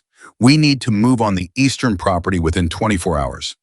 The problem is that our warrant application is predicated on the connection between the protection racket and the land transactions. And while we have the statements and the recording from this morning, we need one more piece to make the application bulletproof. We need evidence that the shell company Nevada Open Horizons is directly controlled by Farrell. Right now, we have circumstantial connection. We need something that puts Farrell's hand on the company explicitly. Emily heard what the woman was not saying. She said it out loud. You need someone to find that connection. Officially, I can't ask you to do that, the woman said. Unofficially, a pause that was also an answer. I'll call you back, Emily said. She ended the call and stood very still for 30 seconds. Then she called Rafe. Rafe answered in 2 rings, which meant he'd been expecting her call, which meant he'd been tracking the situation through channels she didn't need to know about. Pacific Rim Security Solutions, she said. I need the financial thread, specifically the connection between the company's operating account and Dominic Farrell personally. Not the cutout Farrell directly. Bank records, wire transfers, any signature or authorization that puts his name on a transaction. That's a significant ask, Rafe said. I know it is. Anything I give you will be used in a way that protects its source, she said. The task force is doing a warrant application. They need the connection to be bulletproof. If you have it, I need it in the next 3 hours. A pause long enough that she thought he might say no. Give me 90 minutes, he said. She put the phone down. She looked at the workbench. She picked up a wrench and set it down again because her hands needed to do something, and the wrench was what was there. And then she recognized what she was doing, using the physical object to manage something internal. And she set it down deliberately and let her hands be still. Danny appeared at the edge of her peripheral vision. She hadn't heard him come over. You okay? He asked. She looked at him. It was the first time he'd asked her that directly, not the first time he'd been near her, not the first time they'd exchanged words, but the first time he'd asked a question that had nothing to do with the work and everything to do with whether she was all right. Working through something, she said. He nodded. He looked like he was going to say something else and then change direction. For what it's worth it, he said, I've been watching you for 3 weeks. How you work, how you handle things. He stopped. He was a man who chose words carefully when they mattered and was aware that they mattered now. I was wrong about you. When you came in, I was wrong the way you're wrong when you've decided something before you've looked at the evidence. I didn't treat you fairly, and I want you to know I know that. Emily looked at him for a moment. It was a real apology, the kind without conditions attached, without the defensive architecture that most apologies come packed with. She received it the way it was given. Thank you, she said. That took something to say. It shouldn't have, he said simply. He went back to the truck. Emily watched him go with the particular feeling of something small but genuine landing in the middle of a very large and complicated day. Rafe came back in 84 minutes, not 90. He was that precise. Wire transfers, he said when she picked up. 3 of them. Nevada Open Horizons received capital from a holding company called Coastal Meridian Partners. Coastal Meridian has one authorized signatory on its operating account. The signatory is listed as D. Farrell with a California driver's license number that matches Dominic Farrell's DMV record. Emily exhaled. That's it. That's it, Rafe confirmed. You want the account numbers. Send it all through the protocol, she said. Same channel as before. Done in 10 minutes, he said. He paused. Emily, after today, wherever this lands, I want you to seriously consider whether Red Valley is somewhere you're going to be able to stay. I'm considering it, she said. Consider it hard, he said. Farrell doesn't forgive organizational disruption. He doesn't retaliate immediately, and he doesn't retaliate obviously. But he doesn't forget either. The Flagstaff woman, I looked into it more after we talked. The brake failure was 14 weeks after the operation ended, not 6. I had the timeline wrong. She held the phone and looked at the wall and felt something cold and precise move through her that was not fear, but was the nearest useful cousin of it, the kind of physical awareness that sharpens everything. I understand, she said. I know you do, he said. That's not the same as being ready for it. No, she agreed, it's not. She sent the information to the task force contact the moment Rafe's transmission came through. 3 wire transfers account numbers, Farrell's name as authorized signatory on Coastal Meridian Partners. 28 seconds later, the task force contact called her back. This completes the application, the woman said, and in her voice was the specific controlled energy of someone who has been working towards something for 14 months and can finally see it arriving. We file within the hour, execution tomorrow morning, early Eastern County property. Emily, you need to stay low today. If Farrell's people are still in the area, or if they have anyone local providing information, you don't want to be visible. Understood, Emily said. One more thing, the woman said. When this is over, when we've executed the warrant and we've secured what's on that property, and we've built the case to the point where it holds in court, we're going to need your testimony. Documented, formal, on record. You've been the architect of the local piece of this. The victim's statements, the Maria recording the connection you built between the racket and the Eastern property. All of that comes in through you. I know, Emily said. Are you willing? She hadn't fully asked herself that question until this moment. She'd been moving too fast to stop and ask it, standing still now and looking at it directly. The testimony, the record, the formal and public acknowledgement of who she was and what she'd done and how she'd come to be in Red Valley in the first place. She felt the weight of it settle over her, like something that had been waiting at a specific distance for a long time and had finally arrived at arm's reach. Yes, she said, I'm willing. The call ended. Emily sat in the silence of the shop, Frank's voice carrying from the front, the rhythm of Danny's work on the truck, the ordinary soundtrack of a place that was still itself despite everything, and she thought about willing and what it cost and what it freed. She called William at noon. I need you, she said. Not your chapter you. Can you come to the shop? He was there in 11 minutes. She told him everything. The task force acceleration, the warrant application, the wire transfer connection, the Eastern County property and what was likely on it. She told him about Rafe's correction, 14 weeks, not 6. She told him about Flagstaff. William listened. His face moved through things she watched carefully, not to manage his reaction, but because she'd learned to read him, and reading him gave her information. When she finished, he said, You're telling me this because you're weighing whether to stay in Red Valley after this is done. I'm telling you this because you're involved and you deserve the full picture, she said. Same as I expect from you. Both can be true, he said. She acknowledged that with a small nod. Where would you go? He asked. I don't know yet, she said honestly. I've been asking myself that since Rafe called. Can I tell you something, he said. She waited. In 35 years of riding with people I trust, the hardest thing I've ever seen anyone do is stay somewhere when they have every reasonable justification to leave. He said it without sentiment, just the plainness of someone reporting an observation. Most people, when the door's open and the threat's real and they've got enough of a head start, they go. And I'm not saying that's wrong. Sometimes it's right.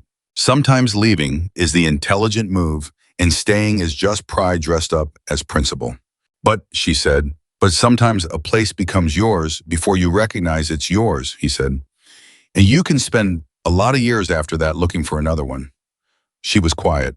The shop moved around them. A customer came in at the front and Frank greeted him, and the ordinary business of ordinary days continued without any awareness that something much less ordinary was happening in the back.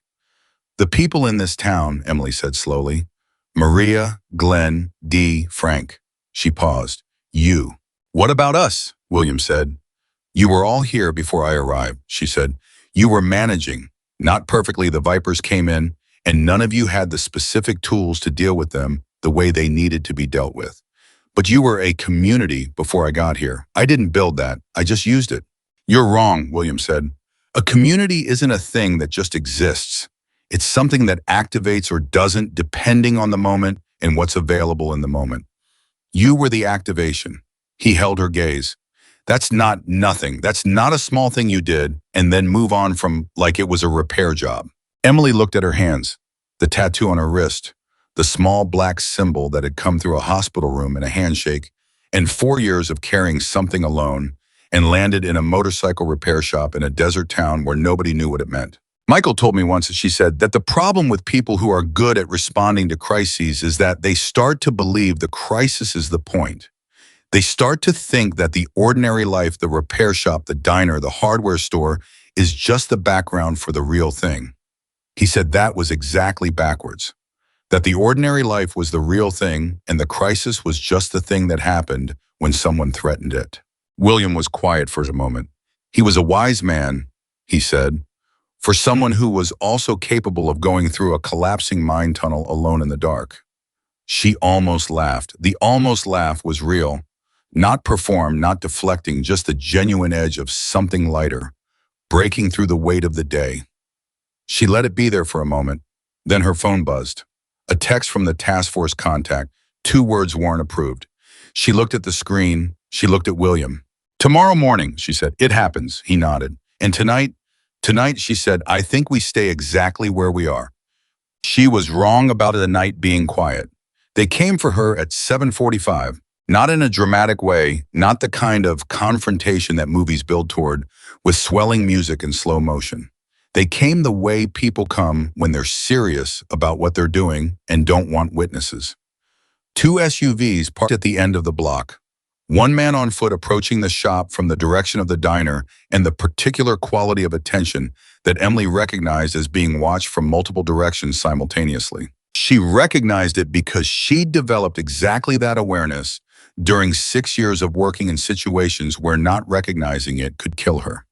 She was still inside the shop. Danny had left at 6. Frank was closing up the front. William was in the back with her, the two of them going over the property map of the Eastern County parcel. One more time, making sure the task force had everything they needed. William, she said very quietly and very calmly, we have company. He looked at her. He didn't ask how she knew. He stood up from the stool and in one motion, smooth and practiced, he had his phone in his hand. How many? At least 3 visible, she said. Probably more I can't place yet. Boomer's 2 minutes away, he said. He was already texting. I need you to think very carefully about what happens next, Emily said. Because if your guys come in hot, everything we've built gets contaminated. The task force has their warrant. The last thing we need tonight is a confrontation that gives Farrell's lawyers a narrative to work with. William's jaw was tight. She could see the effort it cost him, the man who moved in direct lines, the man who had held his chapter back for 3 weeks on her word, the man who was now being asked to hold it one more time when the thing he cared about was standing in the same room as people who wanted to pressure it. Tell me what you want, he said. His voice was controlled. Call them off, she said. Boomer and whoever else is coming. I want 2 of them, just 2, not 8, to park visibly in front of the shop. No approach, no confrontation, just visible. Then I want you to step outside and be very calm and very present and not move from the front of the building. And you, he said, I'm going to call the task force and then I'm going to answer the door, she said. Emily. They came to pressure me, she said, not to hurt me. Not tonight, not in this situation. Too many people know this story now. Too many people have pieces of it. And Farrell is smart enough to know that making me disappear tonight would be the single fastest way to accelerate federal attention on his operation. They came to threaten me, to make me feel exposed and alone and afraid enough to back down. She held his gaze. I am not going to back down. He looked at her for a long moment. Then he made the calls. 2 of his guys parked in front of the shop. William walked to the front door and stood outside it with his arms crossed, and his presence meaning something extremely specific to anyone who understood what they were looking at. Emily called the task force contact and said 5 words, "They're at my location." The response was immediate, "Sending local contact. Stay inside." She acknowledged and ended the call. She waited. 30 seconds, 1 minute. Then someone knocked on the back door of the shop. She opened it. The man standing there was medium height, wearing a jacket that was too warm for the season, which meant he was wearing it for a reason. He was maybe 45 with the unremarkable features of someone who had cultivated unremarkability the way other people cultivate presence. He looked at her with the assessing attention of a man who had expected a different kind of person, someone younger looking perhaps, or someone who would open the door with more caution. "Ms. Carter," he said. "Mr. Walsh," she said, because the name on the business card D. Kurtz had preserved was Connor Walsh, and while she didn't know for certain this was the same man, the title fit him and she watched his response to it. He didn't blink, which confirmed it. "My employer wanted to have a conversation," Walsh said. "Your employer can have a conversation with the federal task force that's been investigating him for 14 months, Emily said. "I'm not his conversation." Walsh smiled. It was a thin smile, professional, not genuinely amused.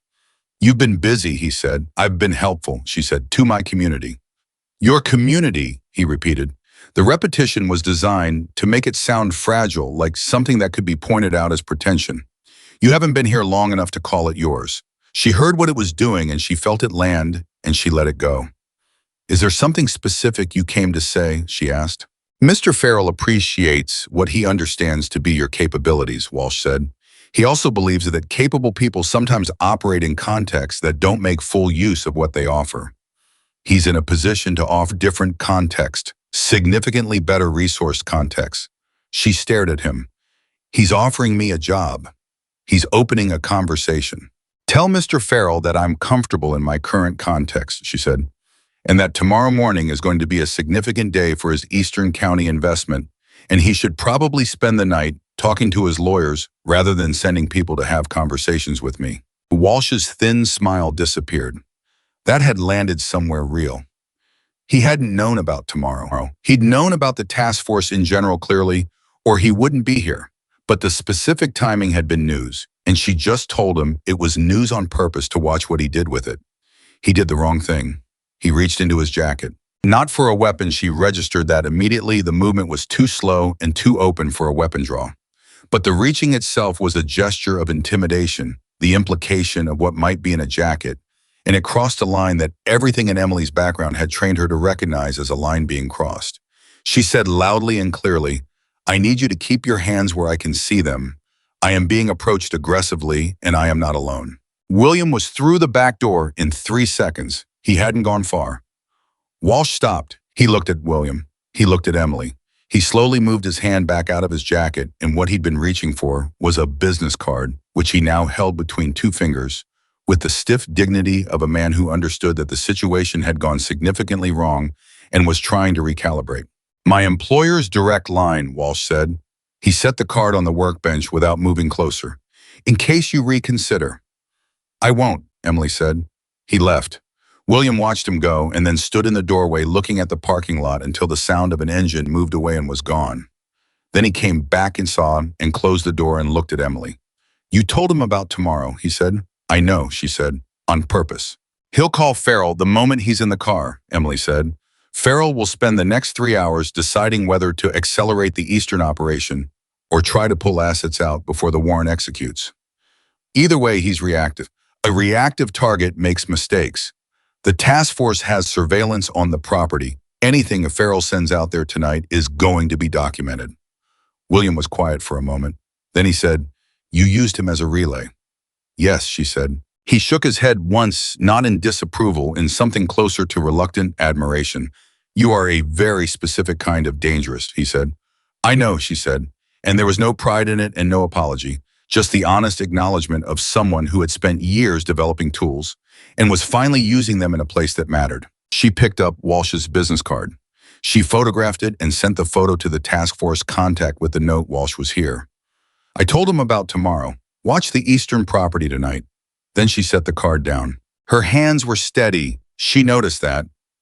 She'd expected them to shake. The adrenaline of the last 20 minutes had been significant, but they were steady and she understood why. It wasn't composure. It wasn't training.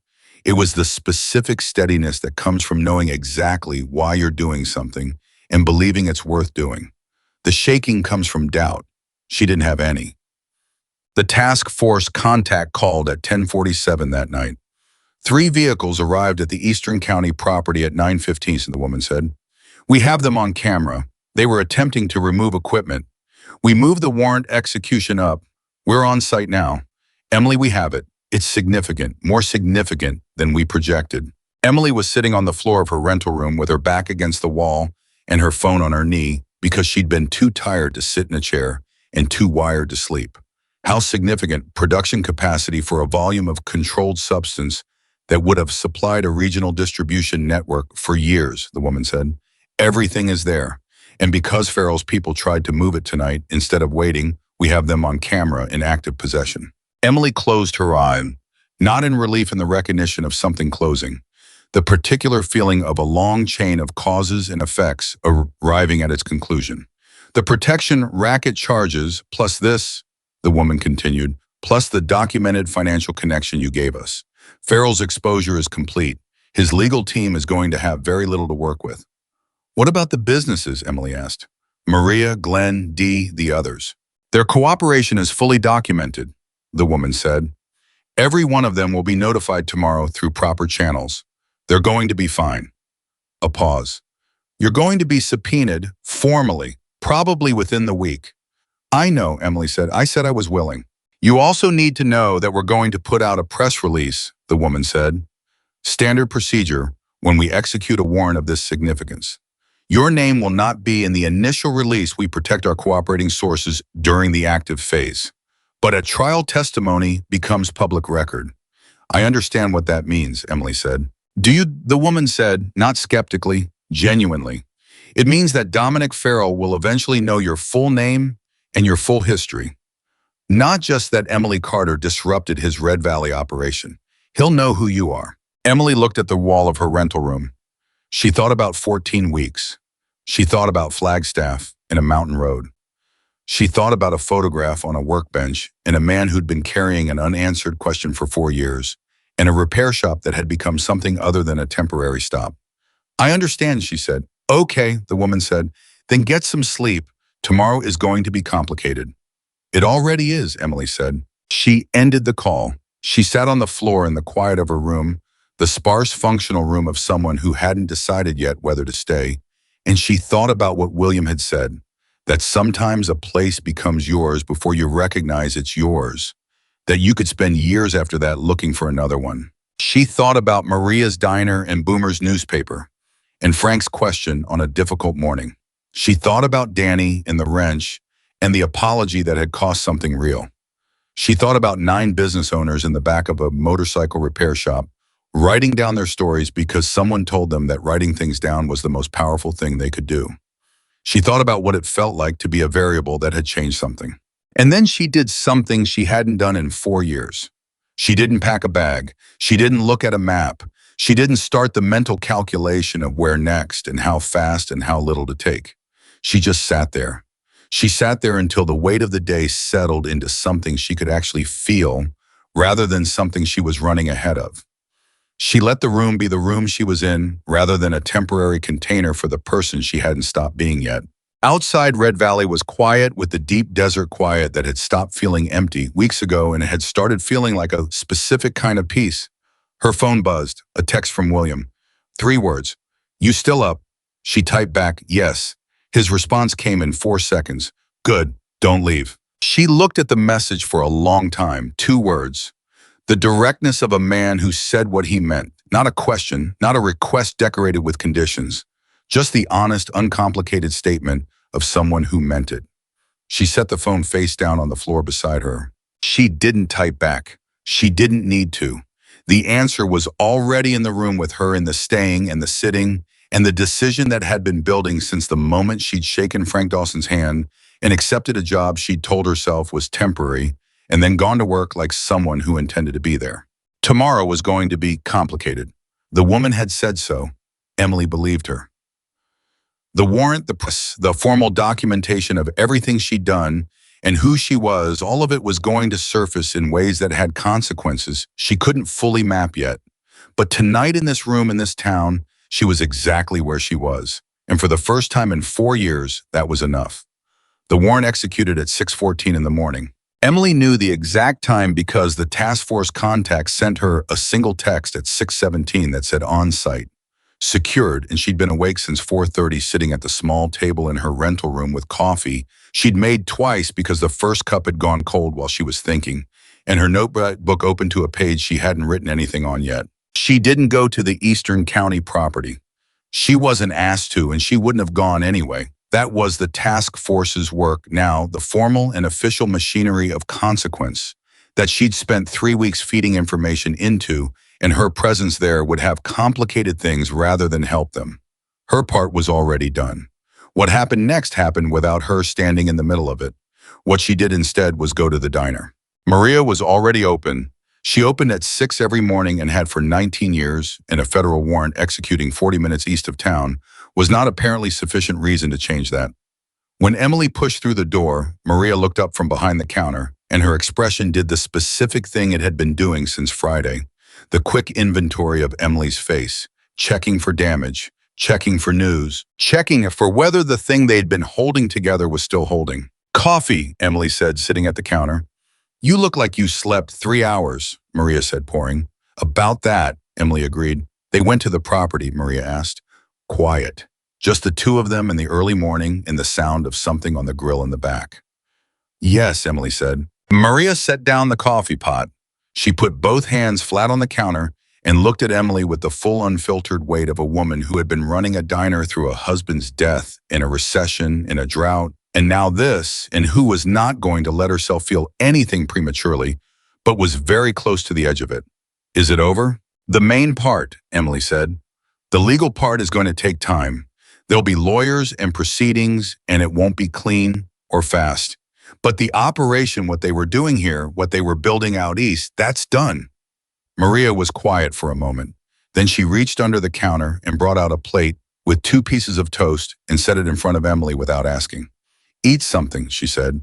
Emily ate the toast. Maria poured herself coffee and stood across the counter, and they drank in the quiet together, the way 2 people drink in the quiet when they've been through something real and don't need to perform the aftermath. After a few minutes, Maria said, "My husband used to say that the hardest part of any hard thing is the morning after, because in the morning after, you have to figure out what to do with yourself now that the hard thing is over." Emily looked at her toast. "What did he say to do about it?" "Open the diner," Maria said simply. "He said you keep doing the thing you were doing before because that's the thing that was worth protecting in the first place." She paused. "He was a very practical man." "He sounds like it," Emily said. "He was also right most of the time," Maria said, which was its own kind of annoying. Emily almost laughed. The almost laugh was real, and this time she let it come all the way through, and Maria smiled at the sound of it, and for a moment the diner was just a diner, and the morning was just a morning, and that was exactly what it was supposed to be. The press release went out at 9 a.m. Emily heard about it from Frank, who heard about it from his cousin Lyle at the assessor's office, who'd been told by a colleague who'd seen it on the county alert system. By 9:30, the information had moved through Red Valley, the way information always moved through Red Valley through the root system, the invisible network of relationship and obligation and genuine mutual investment in each other's business that was the actual infrastructure of the town. By 10, Frank's shop had 3 people in it who had no mechanical needs. Glenn Patterson came in first. He shook Emily's hand and said, "I've been in this town 32 years. This is the first time I've ever seen something like this actually work." He said it with the particular wonder of a skeptic whose skepticism has been genuinely surprised. Then he went back to his store. Dee Kurtz came in next and didn't say much at all. She just stood next to Emily at the workbench for a moment with the quiet solidarity of someone who had decided something about a person and didn't need to make a speech about it. She left a small paper bag of pastries from the bakery 2 doors from her pharmacy. Emily didn't open the bag until after she left, and then sat looking at the pastries for a moment with the specific, unguarded feeling of someone receiving kindness they hadn't expected and weren't sure what to do with. Roy Haskins came in at 10:45. He was the man who'd asked the hard question at the second meeting, "What do we do? I have a family, I'm not trying to be a hero." He stood in the shop door with his hands in his pockets and looked at Emily across the space between them. "I wasn't sure about you," he said. "I know," she said. "I was wrong," he said. Same as Danny had said it, the clean version without the defensive architecture. Just the fact. "You asked the right questions," Emily said. "That's not the same as being wrong." He thought about that. "I guess not," he said. He looked at his feet and then back at her. "My wife wants to know if you'd come to dinner sometime." Emily blinked. It was the most unexpected sentence that had been said to her in days, which was saying something, given the day she'd been having. "Tell her yes," she said. He nodded. He left. Emily stood at the workbench and felt the shape of the morning settling around her, the weight of it. Yes, but also something else. The particular texture of a place that was doing what places do when they've survived something together. Acknowledging each other, showing up in doorways, bringing pastries. She was still at the workbench when William arrived at 11. I didn't say anything right away. He came to the back of the shop and stood near her the way he'd stood near her in the diner that first day, with the still assessing attention of a man who was reading something carefully. He looked at her face. He looked at the workbench. He looked at the paper bag of pastries, which she'd eaten one of and left the rest of. "How are you?" he asked. "Still deciding," she said honestly. "About staying." "About what staying means," she corrected. He sat down on the stool he'd made his by months of using it. "Tell me where you are with it," he said. She set down what she was holding and turned to face him. "When I came to Red Valley," she said, "I told myself it was temporary. That's been my operating assumption for 4 years. Every place was temporary. Every tribe was temporary. Every person I met existed in a category I called passing through. It protected me from," she paused, looking for the honest word, "from caring too much about things I was going to leave." "And now," he said, "and now I've given testimony that will be public record. My name is in federal documentation. The people who worked for Dominic Farrell know my face and my name and what I did here." She looked at him. "The argument for leaving is actually stronger than it was when I arrived, from a pure risk management standpoint." "But you're not leaving," he said. "I didn't say that." "No," he agreed. "But you went to Maria's diner this morning instead of pointing your truck at the interstate." That said it. She was quiet for a moment. "Rafe told me that Farrell doesn't retaliate immediately," she said. "And the task force contact told me they'll be monitoring. And my information is distributed widely enough that removing me doesn't remove the problem for him." She paused. "The risk is real, but it's manageable. I've lived with managed risk for 6 years. It's not new." "None of that is why you're staying," William said. She looked at him. "You're staying because you don't want to leave," he said. "And you're wrapping it in risk analysis because you're someone who trusts logic more than you trust what you want." She held his gaze for a long moment. "That's a very specific thing to say to someone." "I know," he said. "Is it wrong?" She considered it the way she considered everything seriously, without the defensive impulse to dismiss something just because it was uncomfortable. "No," she said. "It's not wrong." He nodded once. "Then stay," he said, simply, like the only thing standing between her and the decision was the decision itself. "I'm going to need a better living situation," she said. "The rental room is—" "Frank owns the apartment above the shop," William said. "He's been using it for storage since his divorce. I already asked him." She stared at him. "You already asked him?" "Yesterday," he said, "before Walsh came to the back door." She stared a little longer. "You were that sure?" "I was that sure," he confirmed with the unembellished certainty of a man who had read people his entire life and was confident in his read. Something moved through Emily's chest that she recognized after a moment as the physical sensation of a decision landing, not being made exactly but arriving. The way things arrive when you have been moving toward them without admitting it. "Okay," she said. "Okay," he said. That was all. No ceremony, no embellishment. Just two people who communicated in direct lines acknowledging something that was already true. The formal subpoena arrived 9 days later, delivered to the shop because that was the address she'd given the task force. Frank signed for it without comment and set it on her workbench with a coffee cup on top of it to hold it flat, which was so perfectly Frank that she kept the image of it in her mind for a long time afterward. She read it that evening in the apartment above the shop, which was no longer storage. William had organized 4 members of his chapter to help clear it the weekend after their conversation, and they'd done it in 3 hours with the organized efficiency of people who were used to doing physical work together and didn't need to be told twice what went where. The apartment was spare but real now. Hers. The subpoena laid out what she'd expected. Formal testimony in federal proceedings. Her name on the public record. Everything she'd built in Red Valley documented and attributed and permanent. She read it twice. She set it down. She looked out the window of her apartment at the town below, at the diner with its lights, and its 19 years of continuous operation at the hardware store where Glenn Patterson was still inside doing inventory at 7 in the evening. Because that was who Glenn Patterson was at the street that had been scared 3 weeks ago and was not scared anymore. She thought about Michael Walker in a collapsing tunnel telling people he was coming back and then doing it. She thought about a hospital room and a tattoo and a promise that wasn't about remembering a symbol, but about refusing to let a real thing become just a symbol. She thought about 4 years of moving, of carrying something alone, of calling every place temporary so she couldn't be hurt by leaving it. She thought about the apartment she was sitting in and the shop below and the workbench that had her tools on it and the notebook on the table in front of her and the people in the building she could see from her window. She picked up her phone and called William. He answered immediately. "You read it," he said. "I read it," she said. "And I'm going to testify," she said. "Obviously, I was always going to testify, but I wanted to say it out loud to someone." "I know," he said.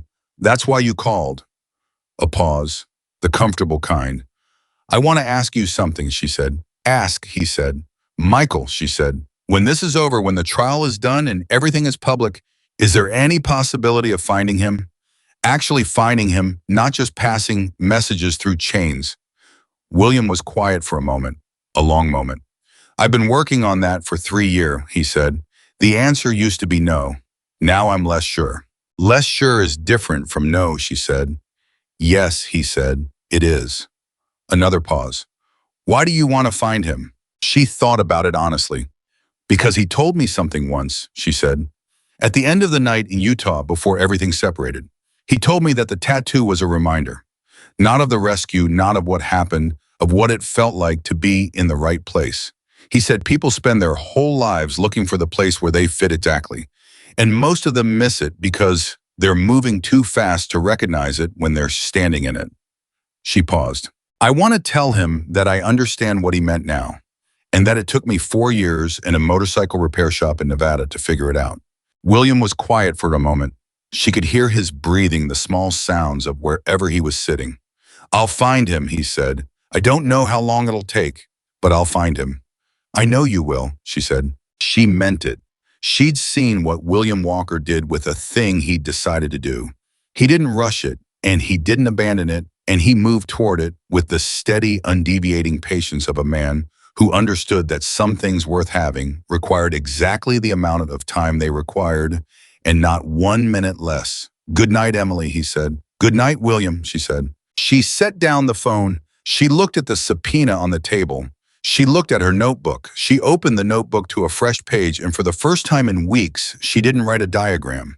She didn't write names connected by lines or boxes indicating pressure points or circles marking things she needed to find. She wrote a date, the date she'd arrived in Red Valley. She looked at it for a moment. Then she wrote 2 more words beneath it, stopped moving. The trial began 7 months later. Emily testified for 2 days. She sat in the witness box and answered questions with the same direct, unembellished honesty she brought to everything, and she watched Dominic Farrell's legal team try to find holes in what she'd built and not find them because she hadn't built it to impress anyone, she'd built it to be true. True things are harder to dismantle than clever things.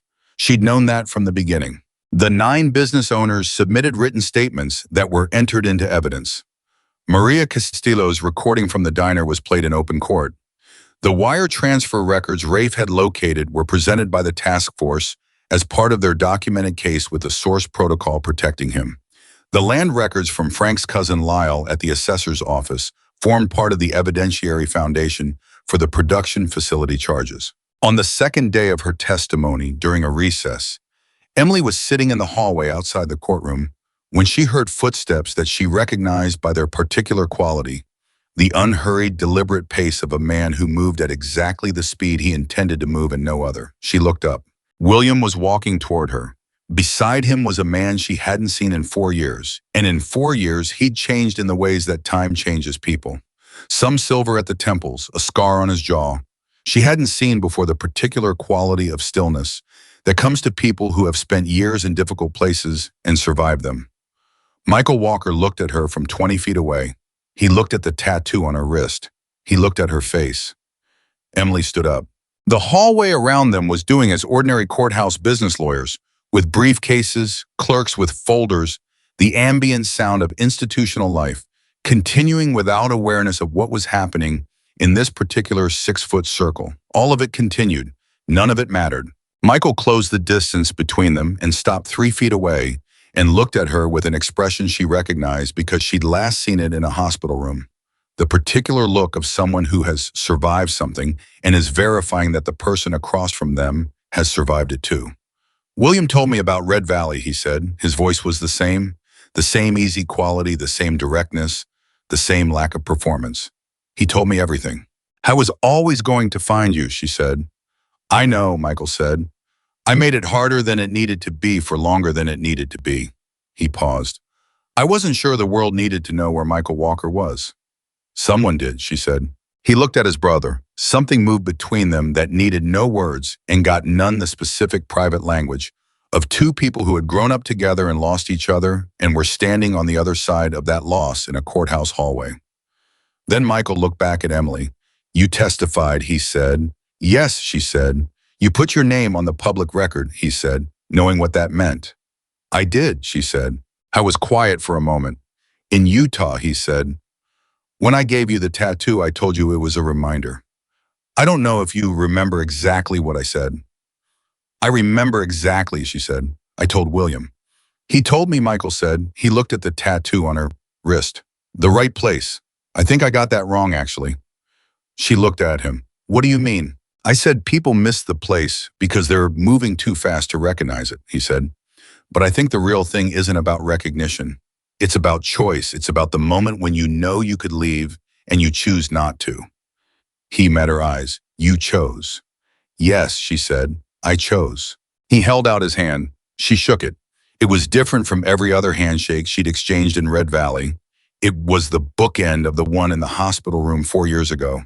The closing of something that had been open for exactly as long as it needed to be, and not one moment longer. Thank you, he said, for carrying it. It wasn't heavy, she said after a while. He smiled. The easy smile from the photograph, the one that was genuine rather than performed. Good, he said. That's exactly how it's supposed to work. Dominic Farrell was convicted on 11 counts 14 months after the warrant executed on the Eastern County property. The protection racket charges the production facility, the financial fraud connecting Farrell personally to Nevada Open Horizons, LLC, all of it held. His legal team appealed on 3 grounds. All 3 appeals were denied. The press coverage during the trial named Emily Carter as the civilian cooperator who had organized the local evidence gathering effort. Her name was in the record. Her background, the crisis response work, the former organization, the reason she'd left, was characterized in one article as an unconventional history that proved decisive. She read the article once and left it in the recycling without saving it because she'd never needed anyone else to tell her who she was. The task force contact called her the day the verdict came in. I want you to know, the woman said, that in 14 months of working this case, the 3 weeks you spent in Red Valley gave us more usable evidence than the previous year combined. The way you built that, the victim statements, the community connection, the financial thread, that was exceptional work. It was community work, Emily said. I just organized it. That's what exceptional looks like, the woman said. After the call, Emily went back to the workbench. Frank had given her the shop's hardest jobs for months now. The ones that other mechanics sent away, the ones with multiple simultaneous failures, the ones where the problem wasn't what it appeared to be. She handled them the way she handled everything. Methodically, honestly, without drama and without shortcuts. Danny had become, over the course of those months, something she would have called a genuine colleague, the kind of person who tells you when they think you're wrong and means it as respect rather than challenge, and who receives the same in kind. kind. He'd never made another comment about her tattoo. He'd never needed to because he'd stopped seeing the tattoo and started seeing the person, and those were not the same thing. Hector had started asking her to show him things. Not formally, just the way a younger person asks someone they respect when they think no one is watching. She showed him. She had the particular patience with teaching that comes from having learned things the hard way yourself and understanding that the hard way was not the only way. Frank had stopped being behind on rent. This was partly because the shop's reputation had changed. People drove from 2 counties away, now for the difficult jobs, the ones that had been building on the grapevine since an unknown mechanic had found a corrupted sensor signal in an engine that 3 experienced men had missed. It was also partly because Frank had gotten better at the business side of things, which he acknowledged to Emily one morning by saying, "You organize things." And she'd said, "Most things benefit from it." And he'd nodded like she'd confirmed something he'd been thinking for a while. 6 months after the verdict, on an ordinary Tuesday in early spring, William came to the shop with his brother. Michael had decided in the months since the courthouse hallway that the network he worked in could accommodate a slightly more fixed address, not permanent, that wasn't who he was but regular, a place that knew him. Red Valley was close enough to William to matter and far enough from his previous geography to be genuinely new. He'd started coming to the shop, not for repairs, for conversation. He and Emily had the particular rapport of 2 people who had shared something extreme and came out of it with a mutual vocabulary that not many other people spoke. They didn't talk about Utah often. They didn't need to. But it was there the way the foundation of a building is there, not visible but load-bearing. On that Tuesday in early spring, the 3 of them were in the back of the shop. Frank was at the front. The ordinary sounds of a working shop moved around them. William was on his stool. Michael was leaning against the wall.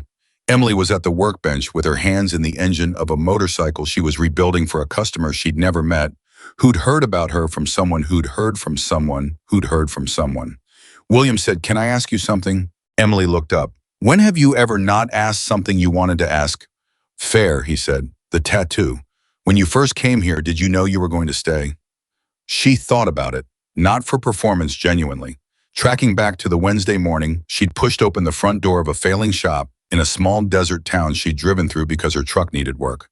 The bell above the door, Frank not looking up, the Electroglide in the back corner. "No," she said. "I came in for a job. I thought it was temporary." "When did you know it wasn't?" Michael asked. She thought about that too. She thought about the crankshaft position sensor and the 11 days in the moment the engine turned over, and she stood beside it with her arms at her sides, not triumphant, just present. She thought about a photograph on a workbench. She thought about 9 people in a shop writing down their stories because someone told them their stories mattered. She thought about a text message at the end of a hard night, "Don't leave." "I think I knew earlier than I admitted it," she said. "I think the first week." "What happened the first week?" William asked.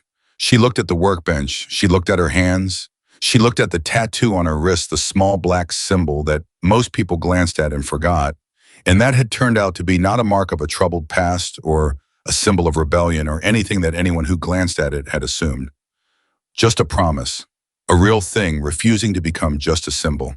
"Pete Galloway came to pick up his motorcycle," she said. "He looked at the tattoo and he didn't ask what it meant. He just nodded." She paused, like he recognized something without needing to name it. And I thought, a place where that happens, a place where people recognize things without needing to name them. She was quiet for a moment. "That's not nothing." William nodded slowly. He had the expression of a man who has been waiting for an answer for a long time and found that the answer was exactly what he expected and better than he expected simultaneously. Michael was smiling, the easy smile. "That's what the tattoo was for," he said quietly. "Not to be recognized, to recognize." The shop was quiet for a moment, the good kind of quiet. Then Emily picked up her tool and went back to the engine because the engine needed finishing and the customer was coming Thursday and the work was the work, and that was the real thing, the thing worth protecting. The ordinary life that the crisis had threatened and the community had defended, and she had chosen clearly, consciously, with both hands to stay inside. 3 people in the back of a motorcycle repair shop in a desert town that most people drove through without stopping.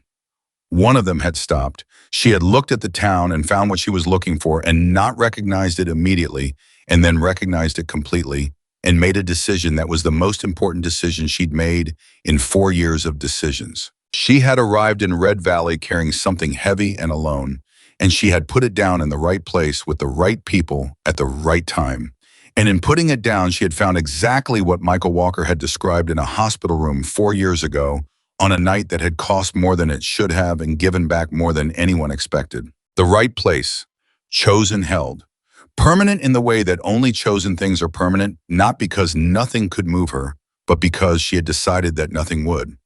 Red Valley was hers. She was Red Valley's. And that was not a temporary thing, and it was not going to become one, and there was not a force in the world that could make it otherwise, because Emily Carter had finally stopped moving, and the woman who stops moving on purpose, who plants her feet in the ground, she has chosen and refuses to be uprooted, is the most permanent thing in any landscape. She was home. She had always been going to be home. It just took her 4 years and a tattoo and a broken motorcycle and 9 scared business owners and a man called Stone and his lost brother in a criminal operation that never understood what